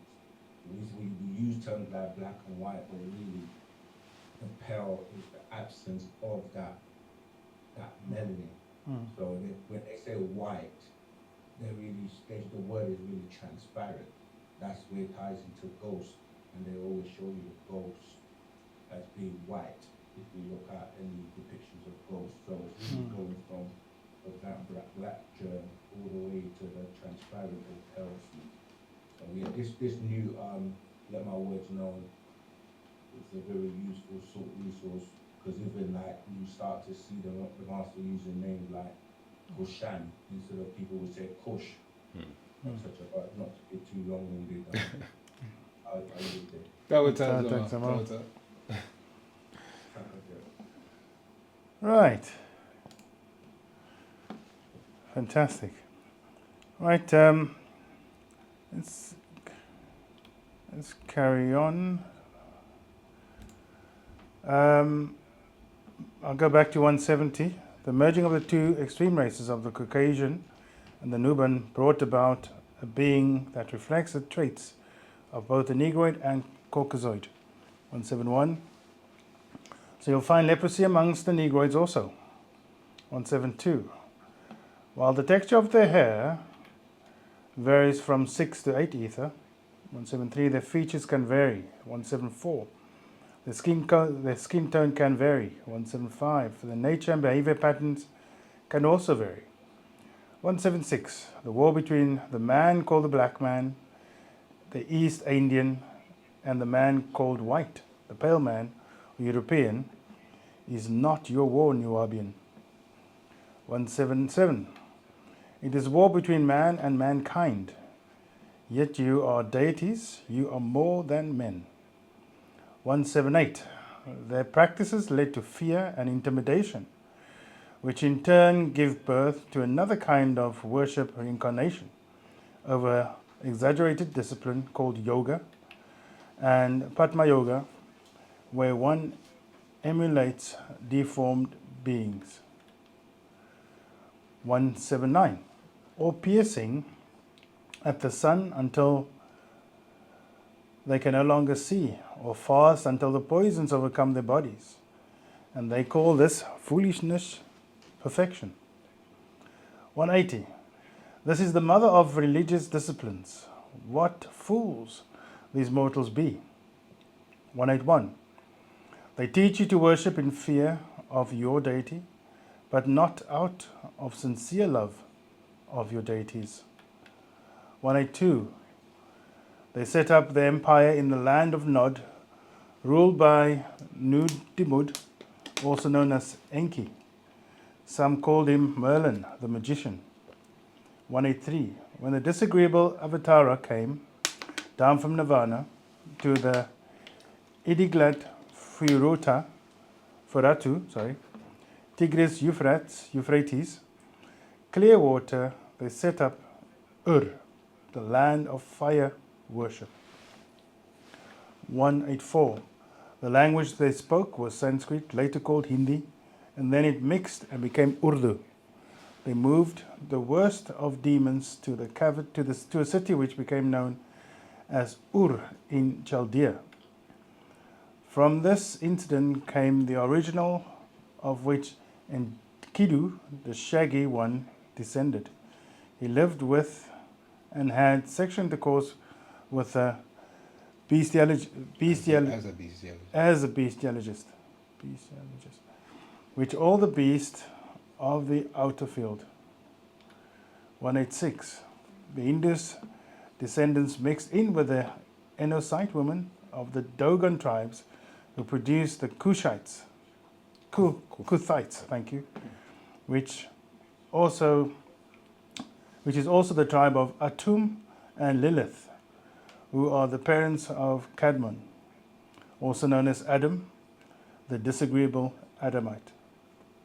187. They had to breed a child called Zakar, the name Cadmon by way of Semjasa or Atum and Lilith. 188.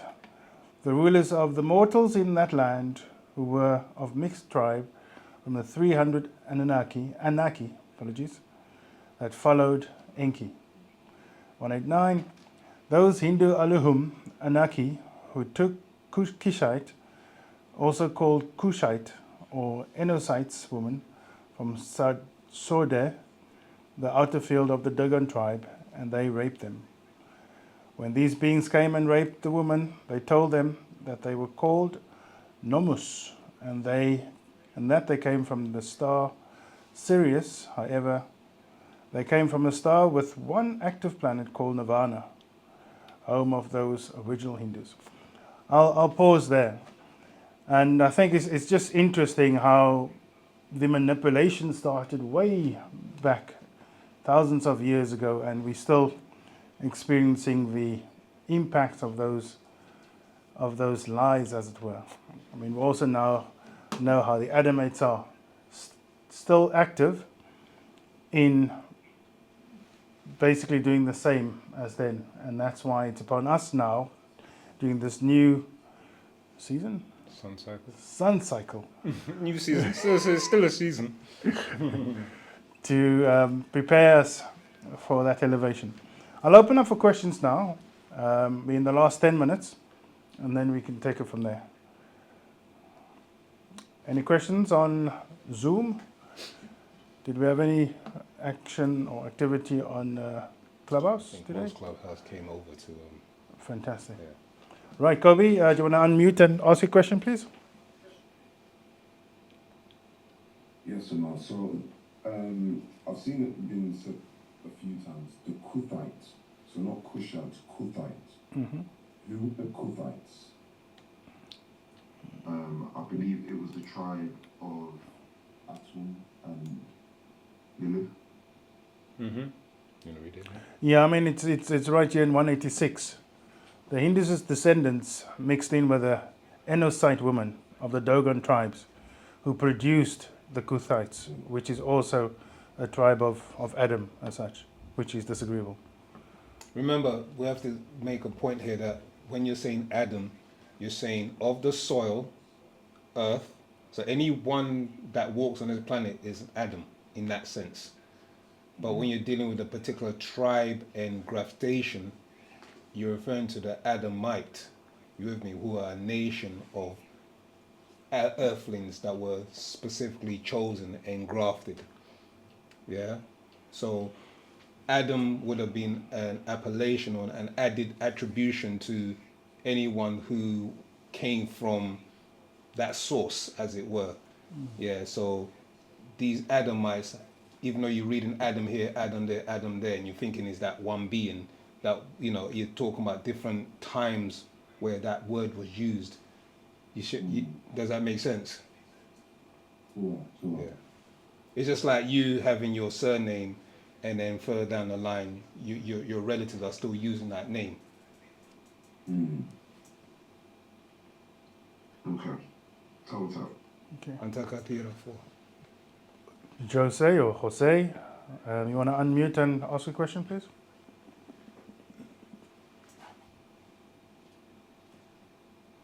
Zamal. Robert? Robert. Zamal, yes, I have a question that is a bit off topic. Okay.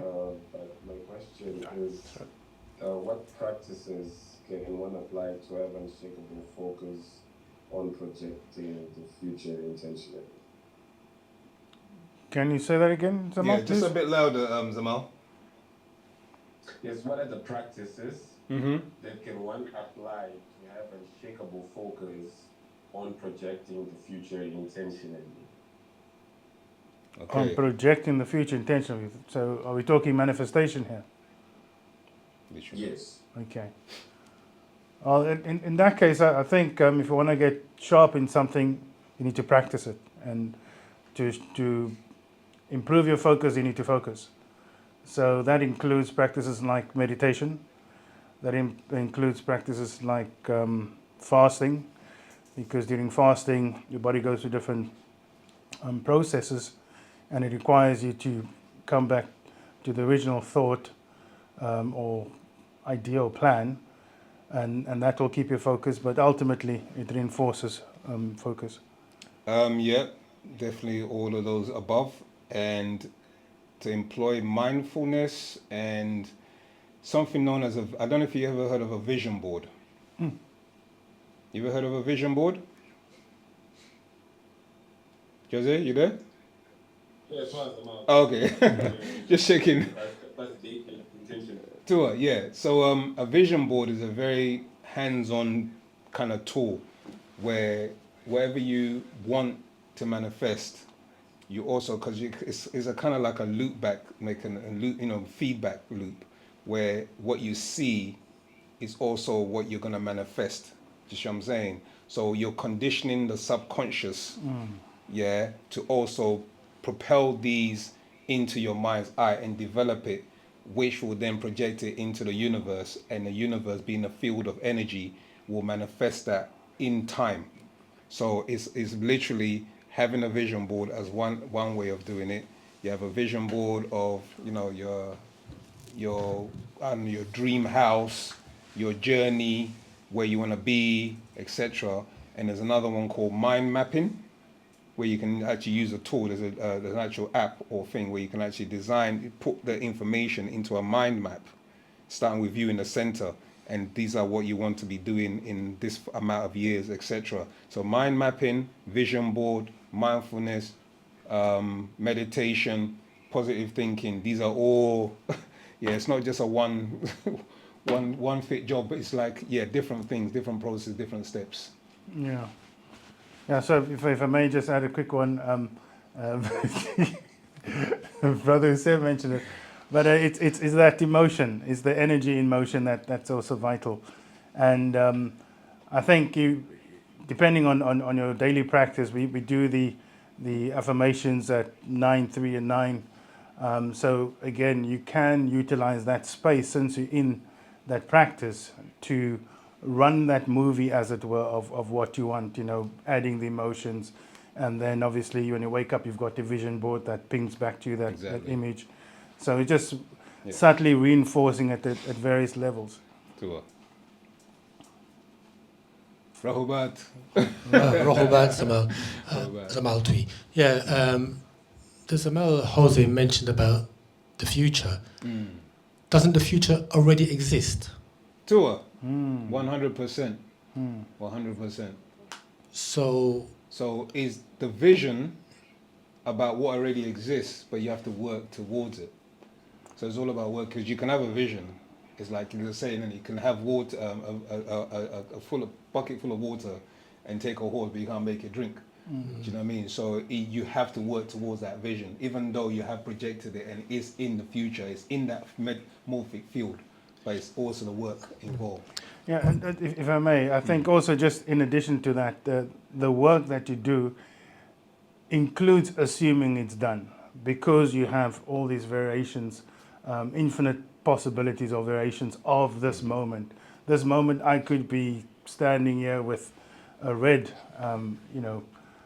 crown or whatever, but you know what I mean. So all those variables, all of those possibilities are happening at the same time, and everything happens like with focus. I'll use the analogy of in a game. You play your game, but there's things happening in the surroundings, and they will pop up and go. But it's where you focus and what perspective you assume in that game at that time that matters. The reason why I brought up the future, and I say the future has already existed, is because there's no future if it really exists now. And the past still exists now.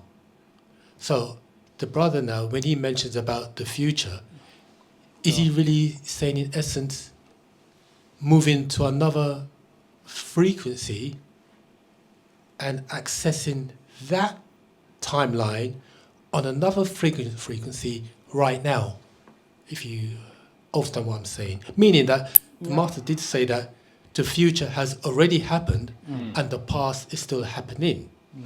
So is the brother really, in essence, wanting to know, how can I align myself to the future or bring that future to the now? To the now.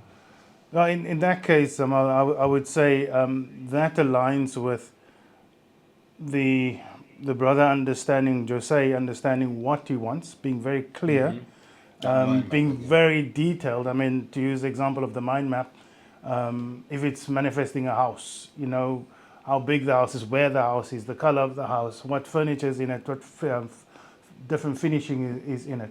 And then having that, let's use a movie, when he opens the door, he sees all of that type of stuff, the flooring finishes, the couching, the paintings on the wall, etc., etc., and how that makes him feel. Because if he walks into his existing house now, having that experience in his brain, his subconscious does not distinguish between whether it's in the future or it's in the past or if it's now.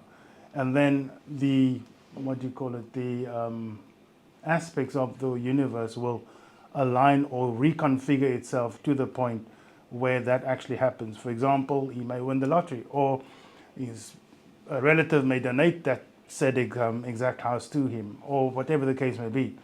And that's my perception of how you can take that point and bring it back to the now.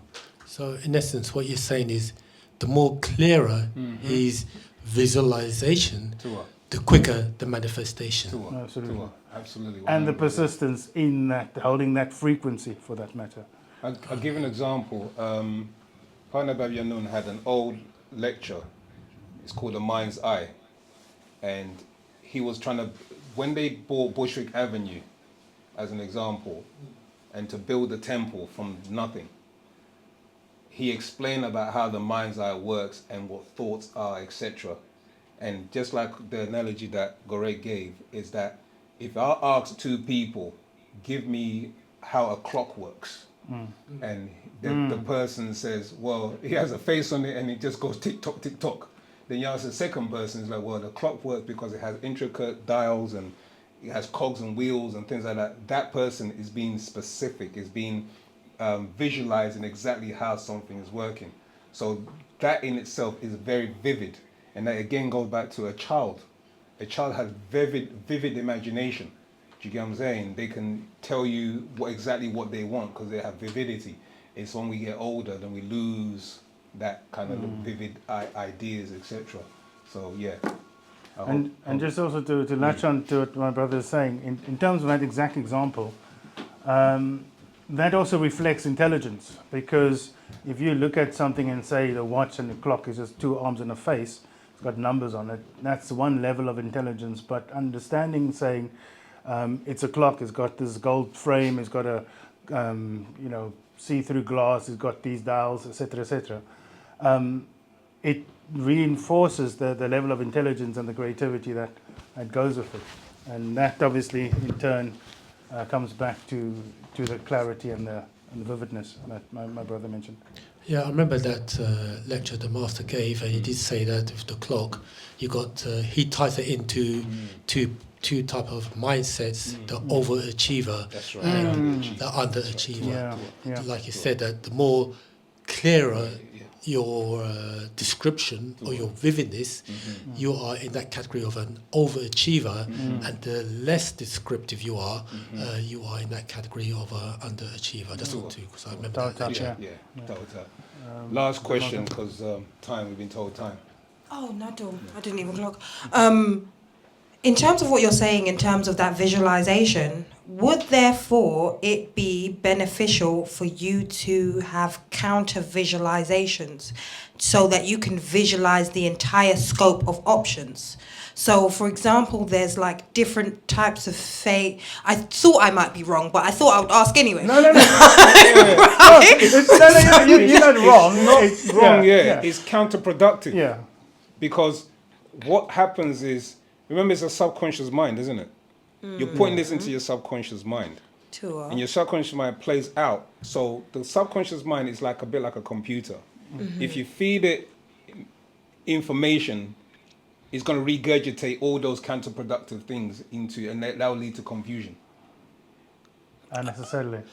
Okay, I see what you or- mean, but like for example, if I only understand what rich looks like, then I will be like, yeah, I want to be rich. But if I understood what poor also looked like, then I would also understand what exactly is it about rich that I want to be, why I associate my energy with rich instead of poor. Does that make any sense? It does make sense. The It amount makes that sense what you're saying. Yeah, it makes sense, and I think one has to consider how the brain works and the level of understanding the future, past, and now, and how it operates is understanding the subconscious. The subconscious does not distinguish between right or wrong, left or right, cold or hot. It just is, right? So when you feed it, when you get into that vibration of what you want, how detailed is specifically what you want, it will discard everything else and just that's right. rearrange Focus. things. It's all about focus. Yeah. So that's why even when you use language, because in the Bible they mention God said, "Let there." So the power in your tongue is immense, and as such, you want to be mindful of the words and thoughts that you use. Yeah. So if To that extent. if you're feeding all this what ifs. So what you're saying and what my understanding of what you're saying is basically overthinking can be counterproductive instead of actually productive. In a way, to some degree. Yeah. Okay, Tua. Keep it simple. There's a saying, but I won't repeat the rest. It says kiss. Yeah. Keep it simple in the rest. Tua. All right. Yeah. No. That. Go on. You wanna end? No. Thank you very much, everyone, for being here. It's always a pleasure, and it's an enlightening experience. I think all of us, our vibrations are raised when we exchange this information, and we obviously thank our master teacher, Panaba Bianun, who's beautifully articulated all these aspects, allowing us to raise our vibration and go to the stars and beyond one day. So thank you for your time, thank you for your focus, per se, and thank you for being with us this evening. Tawakum Moisar, and obviously if there's more questions, you also got OSM on YouTube, wu-sabat, to tune into second Marais on Tuesdays. We also have our readings, our study readings on Thursdays as well. So you got a whole plethora, things, options that you can learn from and study from. There's also many student teachers around the different parts of the world that you can tune into. So tawakum, and have a pleasant day or evening, depending on where you are. All right. Wadu Moisar. Wadu Moisar.